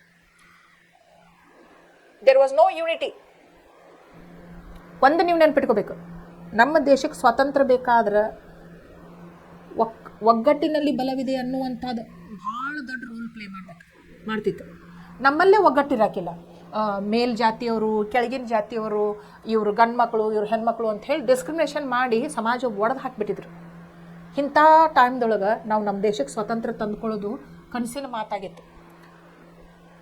ಏಕತೆ ಬೇಕಾಗಿತ್ತು, ನಾವೆಲ್ಲರೂ ಒಗ್ಗಟ್ಟು ಆಗಲೇಬೇಕಾಗಿತ್ತು. ಇವನ್ನೆಲ್ಲ ತೊಲಗಿಸ್ಬೇಕಾಗಿತ್ತು ಸಮಾಜದೊಳಗಿಂದ. ಓಕೆ, ಇಲ್ಲಿ ನೋಡ್ರಿ, ಅಂಡರ್ ಪ್ರಿವಿಲೇಜ್ ಬ್ರೆದ್ರನ್ ಅಂದ್ರೆ ತಮ್ಮ, ಬ್ರೆದ್ರನ್ ಅಂದ್ರೆ ಅಂತಮ್ರು. Newspapers started by him such as the Mook Nayak, Bahishkrit Bharat and Samata were at once recognised as authentic voices of the depressed classes. ಅವ್ರು ಏನು ಮಾಡಕತ್ರು? ತಮ್ಮ ಅನಿಸಿಕೆಗಳನ್ನ ನ್ಯೂಸ್ ಪೇಪರ್ ಮುಖಾಂತರ ಪ್ರಕಟಣೆ ಮಾಡಕ್ಕೆ ಶುರು ಮಾಡಿದರು. ಯಾಕೆ ಹೇಳ್ರಿ? ಈಗ ಸಮಾಜದ ಏಳಿಗೆ ಅಂತಂದ್ರೆ ಯಾವ ಜಾತಿ ಟಾರ್ಗೆಟ್ ಆಗಾಕತ್ತಲ್ಲ ಅವ್ರಿಗೆ ಎಷ್ಟೇ ಇದು ಗೊತ್ತಾಗಬಾರ್ದು. ಯಾರು ಮಾಡಾಕತ್ತಾರಲ್ಲ ಅವ್ರಿಗೂ ಗೊತ್ತಾಗಬೇಕು, ನಾವು ಹಿಂಗೆ ಮಾಡಬಾರ್ದು, ನಾವು ತಪ್ಪು ಮಾಡಾಕತ್ತೇವಿ ಅಂತೇಳಿ ಅರಿವು ಮೂಡಿಸ್ಬೇಕು ಅವರಲ್ಲಿ. ನಾವು ಮಾಡೋದು ತಪ್ಪೈತೆ ಅಂತ ನಮ್ಗೆ ಅರಿವು ಇದ್ದಾಗ ನಾವು ಅದನ್ನು ಮಾಡೋದು ಬಿಡ್ತೇವಲ್ಲ. ಅದಕ್ಕೆ ಅವ್ರು ಏನು ಮಾಡಿದರು? Upper caste people were quite educated. Education ಅನ್ನೋದಿತ್ತು, ನ್ಯೂಸ್ ಪೇಪರ್ಸ್ ಓದು ಅಷ್ಟು. ಅದಕ್ಕೆ ಅವ್ರು ಏನು ಮಾಡಾಕ್ತಾರೋ ತಮ್ಮ ಅನಿಸಿಕೆಗಳನ್ನ ಎಲ್ಲ ಏನು ಮಾಡಾಕತ್ರು? ಮಾಸ್ ಮೀಡಿಯಾ ಇದೆಲ್ಲ ನೀವು ಹೇಳ್ಕೊಂತ ಹೋಗಕ್ಕೆ ಸಾಧ್ಯ ಆಗ್ತೈತಿ ಪ್ರತಿಯೊಬ್ಬರಿಗೂ. ಅದ ಒಂದು ನ್ಯೂಸ್ ಪೇಪರ್ದೊಳಗೆ ನೀವು ಹಾಕಿಸ್ಬಿಟ್ರಿ ಅಂತಂದ್ರೆ ಎಷ್ಟೋ ಜನರು ಓದ್ಬಿಡ್ತಾರೆ ಅದನ್ನು. At a time message is conveyed to innumerable people. ಹೌದು, ಮಾಸ್ ಮೀಡಿಯಾ ಅಂತಾರೆ ಇದಕ್ಕೆ. ಮಾಸ್ ಮೀಡಿಯಾ ಯಾಕಂತಾರೆ ಹೇಳ್ರಿ? ಒಂದೇ ಸಲಕ್ಕೆ ಭಾಳಷ್ಟು ಜನರಿಗೆ ತಲುಪುವಂಥ ಇದಾಗಿರ್ತೈತಿ ಇದು. ಓಕೆ, ಇಲ್ಲಿ ನೋಡ್ರಿ, ನ್ಯೂಸ್ ಪೇಪರ್ಸ್ ಅವರು ತಾವು ಅಂದುಕೊಂಡದನ್ನು ಸಾಧಿಸಕ್ಕೆ ಯಾವ್ಯಾವ ಸಾಧನೆಗಳನ್ನು ಉಪಯೋಗ ಮಾಡಿಕೊಂಡ್ರು ಅಂತಂದ್ರೆ, ಅವ್ರ ಟ್ಯಾಲೆಂಟ್ಸ್, ಅವ್ರ ಟೈಮ್ ಡಿವೋಟ್ ಮಾಡ್ತೀನಿ ನಾ ಉದ್ಧಾರ ಮಾಡೋಕೆ ನಮ್ಮ ಜನಾಂಗದವ್ರು ನಾನು ಅಂದ್ಕೊಂಡ್ರಲ್ಲ, ಅವಾಗ news paper started by him. ಯಾವ ನ್ಯೂಸ್ ಪೇಪರ್ ಸ್ಟಾರ್ಟ್ ಮಾಡಿದ್ರು? 1 ಮಾರ್ಕ್ ಕ್ವಶನ್ ಬರ್ಬೋದು ಇದು, ಅಥವಾ ಮಲ್ಟಿಪಲ್ ಚಾಯ್ಸ್ ಕ್ವಶನ್ ಒಳಗೂ ಬರ್ಬೋದು. ಮೂಕ ನಾಯಕ. ಯಾಕೆ ಮೂಕ ನಾಯಕ ಅಂತ ಯಾಕೆ ಇಟ್ರು ಹೇಳ್ರಿ? ನಾಯಕ ಅಂದ್ರೆ ಹೀರೋ, ಮೂಕ ಅಂದ್ರೆ ಡೆಫ್ ಅಲ್ಲ, ಡಮ್. ಓಕೆ, ಡೆಫ್ ಅಂದ್ರೆ ಕಿವುಡ, ಡಮ್. ಮೂಕ ನಾಯಕ ಅಂತ ಹೆಸರಿಟ್ಟು, ಡಮ್ ಲೀಡರ್. ಯಾಕೆ? ಬಾಯಿ ಇದ್ರೂ ಮಾತಾಡಿದ್ರೆ ನೋಡ್ರಿ, ನಾವು ಮಾತಾಡ್ತೇವೆ ಅಂತಂದ್ರೆ ಒಬ್ರು ಕೇಳೋರು ಬೇಕು. ಯಾರೂ ಕೇಳೋರೋ ಇಲ್ಲಂದ್ರೆ ನಾವು ಸುಮ್ಮನೆ ಇರಬೇಕು. ಸುಮ್ಮನೆ ಇದ್ರೆ ನಾವು ಮೂಕ ಆಗೋದಿಲ್ಲ. ಆದ್ರೆ ನನ್ನ ಮನಸ್ಸೊಳಗೆ ನಾನು ಅದನ್ನು ಅದಿಮಿಟ್ಕೊಂಡಿರ್ತೇನೆ, ನಾ ಏನು ಹೇಳಬೇಕಾದದ್ದು. ಅದಕ್ಕೆ ಹೀರೋ, ಮೂಕ ನಾಯಕ ಅಂದ್ರೆ ಡಮ್ ಹೀರೋ ಅಂತ. ಬಹಿಷ್ಕೃತ ಭಾರತ್ ನೋಡ್ರಿ, ನ್ಯೂಸ್ ಪೇಪರ್ಗಳ ಹೆಸರು ಏನೇನಿದ್ವು ಅಂದ್ರೆ ಬಹಿಷ್ಕೃತ ಭಾರತ್. ಆಮೇಲೆ ಸಮತಾ ಅಂದ್ರೆ equality, var at once recognised. ಇದನ್ನು ಪಬ್ಲಿಷ್ ಮಾಡಕ್ಕೆ ಹತ್ತು ಕೂಡಲೇನ ಎಲ್ಲರೂ ಅದನ್ನು ರಿಕಗ್ನೈಸ್ ಮಾಡಿದರು, ಗುರುತಿಸಿದ್ರು. ಭಾಳ ಚಂದ ಬರೀತಿದ್ರು ನ್ಯೂಸ್ ಪೇಪರ್ಗಳು. ಅಥೆಂಟಿಕ್ ಅಂದ್ರೆ ಏನು? ನಿಜವಾದ ಸಂಗತಿ ಇತ್ತು. ಅದೇನು ಈಗ ನೋಡ್ತೀರಿ ನೀವು ಟಿ ವಿ ಚಾನಲ್ದೊಳಗೋದಲ್ಲ, ಉಪ್ಪು ಖಾರ ಬೆರೆಸಿ ಏನೂ ಇಲ್ಲದ ವಿಷಯನ ಸುಮ್ಮನೆ ದೊಡ್ಡದು ಮಾಡಿ ಮಂದಿಗೆ ತ್ರಾಸ ಕೊಡ್ತಾರೆ ಮೀಡಿಯಾದವ್ರು. ಹಂಗೆ ಇರಾಕಿಲ್ಲ, ಇದು ಅಥೆಂಟಿಕ್ ಇತ್ತು. ಇದ್ದದ್ದು ಸಮಾಚಾರವನ್ನು ಅವ್ರು ಅದ್ರೊಳಗೆ ಬರಿತಿದ್ರು. ಯಾರ ಪ್ರತಿ ಬರಿತಿದ್ರು ಅವರು? Depressed classes. ಲೈಕ್ ವೈಸ್ ಅವ್ರು ಏನು ಮಾಡಿದರು? ಸಂಘ ಸಂಸ್ಥೆಗಳನ್ನು ಕಟ್ಟಿದ್ರು, institutions set up by him such as the Hitakarini Sabha. Hitakarini ಅಂದ್ರೇನು? ಹಿತ ಅಂದ್ರೇನು? ಒಳ್ಳೇದು ಮಾಡುವಂಥ, ಕರಣಿ ಅಂದ್ರೆ ಮಾಡುವಂಥದ್ದು, ಒಳ್ಳೆಯದನ್ನು ಮಾಡುವಂಥದ್ದು. ಹಿತಕರ್ಣಿ ಸಭಾ ಒಂದು ಆರ್ಗನೈಸೇಷನ್ ಫೌಂಡ್ ಔಟ್ ಮಾಡಿದ್ದು. ಹಿ founded an organisation Hitakarini Sabha and the independent labour party of India. Independent labour party ಅಂತ ಹೇಳಿ ಒಂದು ಪೊಲಿಟಿಕಲ್ ಪಾರ್ಟಿ ಕಟ್ಕೊಂಡ್ರು. Became vehicles of change. ನೋಡ್ರಿ, ಇವು ಎರಡು ಏನದು, ಒಂದು ಆರ್ಗನೈಸೇಷನ್ ಶುರು ಮಾಡಿದರು, ಆಮೇಲೆ ಒಂದು ಪೊಲಿಟಿಕಲ್ ಪಾರ್ಟಿ ಶುರು ಮಾಡಿದರು. ಇವು ಎರಡೂ ಏನು ಅದು ಅಂದ್ರೆ ವಾಹನಗಳದು, ಯಾವುದಕ್ಕೆ ಬದಲಾವಣೆಗಳನ್ನು ತರುವಂತಹ ವಾಹನಗಳು ಅದು. ಓಕೆ, ನೆನ್ಪಿಟ್ಕೋಬೇಕು ನೀವು. ನ್ಯೂಸ್ ಪೇಪರ್ ಶುರು ಮಾಡಿದರು, ಆಮೇಲೆ ಒಂದು ಆರ್ಗನೈಸೇಷನ್ ಶುರು ಮಾಡಿದರು, ಒಂದು ಪೊಲಿಟಿಕಲ್ ಪಾರ್ಟಿ ಶುರು ಮಾಡಿದರು ಬಾಬಾ ಸಾಹೇಬ್ ಅಂಬೇಡ್ಕರ್ ಅವರು. ಡ್ಯೂರಿಂಗ್ ದ ಸೇಮ್ ಪೀರಿಯಡ್ ಅದೇ ಟೈಮ್ದೊಳಗನ ನೋಡ್ರಿ, ಮಹಾತ್ಮ ಗಾಂಧೀಜಿಯವರನ್ನು ದೇಶದ ಸ್ವಾತಂತ್ರ್ಯಕ್ಕಾಗಿ ಭಾಳಷ್ಟು ಕಷ್ಟಪಡಕತ್ತಿದ್ರು. ಅವರು ಟಿಟ್ ಫಾರ್ ಟ್ಯಾಟ್ ಅಂದ್ರೆ an eye for an eye makes the whole world blind ಅನ್ನುವಂಥ ಸಿದ್ಧಾಂತ ಅವ್ರದ್ದಿತ್ತು. He was not for violence, he was for non violence. ಅಹಿಂಸಾವಾದಿಯಾಗಿದ್ದರು ಮಹಾತ್ಮ ಗಾಂಧೀಜಿಯವರು. ಈಗ ಬ್ರಿಟಿಷರು ನಮ್ಮನ್ನು ಬಡಿತಾರೋ, ಕೊಲ್ತಾರೋ, ಗುಂಡು ಹಾಕಿ ಕೊಲ್ತಾರೋ ಅದಿದಂತಂದ್ರೆ ಇವ್ರು ಏನಂತಿದ್ರು, ನಾವು ಸತ್ಯಾಗ್ರಹ ಮಾಡಿ ಸ್ವಾತಂತ್ರ್ಯವನ್ನು ತಗೊಳ್ಳೋಣ, ನಾವು ಔರಂಗ ಆಗೋದು ಬೇಡ, ಅವರು ರಕ್ತದ ಹೊಳೆ ಹರಿಸ್ತಾನಂತಾರಂತಂದ್ರೆ ನಮಗೆ ಅದು ಬೇಕಾಗಿಲ್ಲ. ಒಂದು ನೀ ನನ್ನ ಕಣ್ಣು ಕೇಳ್ತೀನಿ, ನಾನು ನಿನ್ನ ಕಣ್ಣು ಕೇಳ್ತೀನಿ ಅಂದರೆ ಇಡೀ ಜಗತ್ತು ಕುರುಡಾಗಿಬಿಡ್ತೈತಿ. ಹೌದಲ್ಲ, ಹಂಗೆ ಮಾಡೋದು ಬೇಡ ಅಂತಿದ್ರು ಮಹಾತ್ಮ ಗಾಂಧೀಜಿಯವರು. ಈ ಬಾಬಾ ಸಾಹೇಬ್ ಅಂಬೇಡ್ಕರ್ ಅವರು ನಮ್ಮ ದೇಶದ ಪ್ರತಿ ಏನು ಎಸ್ಪೆಷಲಿ ಡಿಪ್ರೆಸ್ಡ್ ಕ್ಲಾಸ್ದ ಏಳಿಗೆಗಾಗಿ ಯಾವಾಗ ಶ್ರಮ ವಹಿಸಕ್ಕೆ ಶುರು ಮಾಡಿದ್ರು, ಅದೇ ಟೈಮ್ದೊಳಗೆ ಮಹಾತ್ಮ ಗಾಂಧೀಜಿಯವರನ್ನು ಭಾರತದ ಸ್ವಾತಂತ್ರ್ಯಕ್ಕಾಗಿ ಶ್ರಮಿಸ್ತಾತಿದ್ರು. ಆದರೆ ಅವ್ರ ತಲೆಯೊಳಗೆ ಒಂದಿತ್ತು, ನಾವು ಭಾರತೀಯರು ಎಲ್ಲಿವರೆಗೂ ನಮ್ಮದು ಏಕತಾ ಮನೋಭಾವನೆ ಬರುವುದಿಲ್ಲೋ, ಎಲ್ಲಿವರೆಗೂ ನಮ್ಮ ಸಮಾಜದೊಳಗೆ ಒಡಕುಗಳು ನಾವು ಸಮಾಪ್ತ ಮಾಡೋದಿಲ್ವೋ. ನಾ ಹೇಳಿದ್ನಲ್ಲ ಹೆಂಗೆ ನಮ್ಮ ಸಮಾಜ ಒಡೆದು ಹೋಗಿತ್ತು ಅಂತ ಹೇಳಿದ್ನಲ್ಲ ನಿಮಗೆ. ಏನು ಅಪ್ಪರ್ ಕ್ಲಾಸ್, ಲೋವರ್ ಕ್ಲಾಸ್, ಏನು ಮೇಲ್ ಫಿಮೇಲ್ ಹಿಂಗಂತ ಹೇಳಿ ಒಡಕ್ ಬಿಟ್ಟಿತ್ತು. ಎಲ್ಲರೂ ಒಂದಾಗಬೇಕಾಗಿತ್ತು ನಾವೀಗ. ಯಾಕಂದ್ರೆ ಎಲ್ಲರೂ ಒಂದು ಆದ್ರೆ ಮಾತ್ರ ನಾವು ಏನು ಮಾಡ್ಬೋದಾಗಿತ್ತು, ಬ್ರಿಟಿಷರ ವಿರುದ್ಧ ಸ್ವಾತಂತ್ರ್ಯಕ್ಕಾಗಿ ಹೋರಾಡಬಹುದಾಗಿತ್ತು. ಈ ಕೆಲವು ಜನ ಬ್ರಿಟಿಷರಿಗೆ ಸಪೋರ್ಟ್ ಮಾಡೋರು, ಕೆಲವು ಜನ ಅಷ್ಟೇ ಸ್ವತಂತ್ರಕ್ಕಾಗಿ ಹೋರಾಡೋರು ಅಂತಂದ್ರೆ ಅದು ಸಾಧ್ಯವಾಗೋದು ಮಾತಾಗಿತ್ತು. ಅದಕ್ಕೆ ಮಹಾತ್ಮ ಗಾಂಧೀಜಿಯವರು ಪ್ರಯತ್ನ ಮಾಡತ್ತಿದ್ರು, ಎದಕ್ಕೆ ಎಲ್ಲರನ್ನೂ ಒಟ್ಟುಗೂಡಿಸ್ಬೇಕು ಅನ್ನೋದು. ಅದನ್ನು ಮಾಡೋದಕ್ಕಂತಿದ್ರು ಅವರು ಡಿಪ್ರೆಸ್ಡ್ ಕ್ಲಾಸಸ್ಸನ್ನು ಮೇಲೆ ತರುವಂಥ ಪ್ರಯತ್ನ ಮಾಡಕಬೇಕು, ಹಿಂದೂ ಮುಸ್ಲಿಂ ಯೂನಿಟಿ ಪ್ರಯತ್ನ ಮಾಡಕಬೇಕಾಗಿತ್ತು. ಅದಕ್ಕೆ ನೋಡ್ರಿ, ಗಾಂಧೀಜಿ ವಾಸ್ ಪಯೋನಿಯರಿಂಗ್ ಅಂದ್ರೆ ಏನು, leadership role. Pioneering his epic reform of Indian society. Epic ಅಂದ್ರೆ ಏನು, ಎಪಿಕ್ಸ್ ಅಂತ ನಾವು ಎದಕ್ಕಂತೇವೆ, ಮಹಾಭಾರತ, ರಾಮಾಯಣ ಇವೆಲ್ಲಕ್ಕೂ ಎಪಿಕ್ಸ್ ಅಂತೇವೆ. ಯಾಕೆ, ಎಂದೂ ಮರೆಯಲಾರ್ದಂಥದ್ದು. Okay, pioneering his epic reform ಅಂತ ಹೇಳಿದ್ನಲ್ಲ ನಾನು ನಿಮಗೆ, ಚೇಂಜಸ್ ತರ of Indian society, which included the uplift of depressed classes whom Gandhiji had termed Harijans. ಅವರೊಳಗೆ ಇದು ಒಂದು ಮುಖ್ಯವಾದಂಥ ಅಂಗವಾಗಿತ್ತು. ಏನು ಅವ್ರು ರಿಫಾರ್ಮ್ ತರಾಕತ್ತಿದ್ರಲ್ಲ, ಅದರೊಳಗೆ ಏನಿತ್ತು ಅಂತಂದ್ರೆ ಡಿಪ್ರೆಸ್ಡ್ ಕ್ಲಾಸಸ್, ಇದೇನು ದಲಿತ ಅಂಥೇಳಿ ಕೆಳಜಾತಿಯವ್ರು ಇದ್ರಲ್ಲ, ಅವ್ರನ್ನೆಲ್ಲರೂ ಮೇಲ್ಜಾತಿಯವರೆಲ್ಲರೂ ಸಪ್ರೆಸ್ ಮಾಡತ್ತಿದ್ರಲ್ಲ, ಅವ್ರ ಏಳಿಗೆಗಾಗಿ ಶ್ರಮಿಸುವುದು ಮಹಾತ್ಮ ಗಾಂಧೀಜಿಯವರ ಉದ್ದೇಶ ಆಗಿತ್ತು. ಅವ್ರನ್ನೂ ಎಲ್ಲರೊಳಗೆ ಅವರು ಒಬ್ಬರು ಅಂಥೇಳಿ ಅನ್ನೋದು ಅವ್ರ ಉದ್ದೇಶ ಆಗಿತ್ತು. ಅದಕ್ಕೆ ಅವ್ರು ಏನು ಮಾಡಾಕ್ತಿದ್ರು ಅಂತಂದರೆ, ಹ್ಯಾಡ್ ಟರ್ಮ್ಡ್, ಅವರಿಗೆ ಮೊದಲೆಲ್ಲ ಏನು ಕರಿತಿದ್ರು, ಶೂದ್ರ ಅಂತ ಕರಿತಿದ್ರು, ದಲಿತರು ಅಂತ ಕರಿತಿದ್ರು, ಮತ್ತು ಯಾವುದ್ಯಾವುದೋ ಕೆಟ್ಟದಾಗಿ ಅವ್ರಿಗೆ ಏನು ಅಡ್ರೆಸ್ ಮಾಡ್ತಿದ್ರು. ಆದರೆ ಮಹಾತ್ಮ ಗಾಂಧೀಜಿಯವರು ಅವ್ರಿಗೆ ಏನಂತ ಕರೆದ್ರು, ಹರಿಜನ. ಹರಿ ಅಂದರೆ ಯಾರು, ಸಾಕ್ಷಾತ್ ಪರಮಾತ್ಮ. ಈ ದಲಿತರನ್ನ ಏನಂತ ಕರೆದ್ರು ಅಂತಂದ್ರೆ ಹರಿಜನ. ಜನ ಅಂದ್ರೆ ಪೀಪಲ್, ಗಾಡ್ಸ್ ಓನ್ ಪೀಪಲ್, ದೇವರ ಮನುಷ್ಯರು ಅಂತ ಕರೆದ್ರು, ಹರಿಜನ್ ಅಂತ ಕರೆದ್ರು. ದಲಿತ ಅಂತ ಕರಿಬೇಡ್ರಿ ಅವರಿಗೆ, ಹರಿಜನ್ರವರು, ಸಾಕ್ಷಾತ್ ಪರಮಾತ್ಮನ ಮಕ್ಕಳವರು ಅಂತ ಹೇಳಿದರು. Okay, so he called them as Harijans. Okay,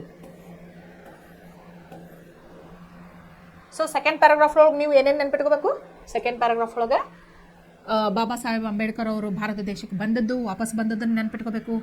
ಆಮೇಲೆ ಅವರು ನ್ಯೂಸ್ ಪೇಪರ್ಸನ್ನು ಯಾವ್ಯಾವುದನ್ನು ಪಬ್ಲಿಷ್ ಮಾಡಿದರು, ಹೆಂಗೆ ರಿಕಗ್ನೈಸ್ ಆದವು ಅಂತ ನೆನ್ಪಿಟ್ಕೋಬೇಕು. ಆಮೇಲೆ ಅವರು ಯಾವ ಆರ್ಗನೈಸೇಷನ್ ಶುರು ಮಾಡಿದರು, ಯಾವ ಪೊಲಿಟಿಕಲ್ ಪಾರ್ಟಿ ಶುರು ಮಾಡಿದರು, ಯಾವುದಕ್ಕಾಗಿ ಮಾಡಿದರು. ಆಮೇಲೆ ಅದರ ಟೈಮ್ದಾಗ ಇನ್ನೊಬ್ಬರು ಯಾರು ಮಹಾತ್ಮರು ಈ ಇಂಥದ ಉದ್ದೇಶವನ್ನು ಇಟ್ಕೊಂಡು ಇದ್ರು ಆ ಟೈಮ್ದಾಗ ಮಹಾತ್ಮ ಗಾಂಧೀಜಿ ಬಗ್ಗೆ ಹೇಳಬೇಕು, ಹರಿಜನ್ ಅಂತ ಹೇಳಬೇಕು. ಓಕೆ, ಈಗ ನೋಡಿ third paragraph. Baba Saheb was elected to the Bombay legislative assembly in the elections under the constitution of India act 1935. Baba Saheb made effective contributions to the debates in the assembly on a variety of subjects. His flair for legislative work became evident to the whole nation. ಏನು ಮಾಡಿದ್ರು ಬಾಬಾ ಸಾಹೇಬ್ ಅವರು? ಅವಾಗ elections ನಡೆಯಕತ್ತಿದ್ದು ಇದ್ರೊಳಗೆ, ನಮ್ದು ಭಾರತ ದೇಶದೊಳಗೆ India act 1935 ಅಂತ ಹೇಳಿ ಇದನ್ನು ಮಾಡಿದರು. ಇಲೆಕ್ಷನ್ಸ್ ನಡೆಯಕತ್ತು.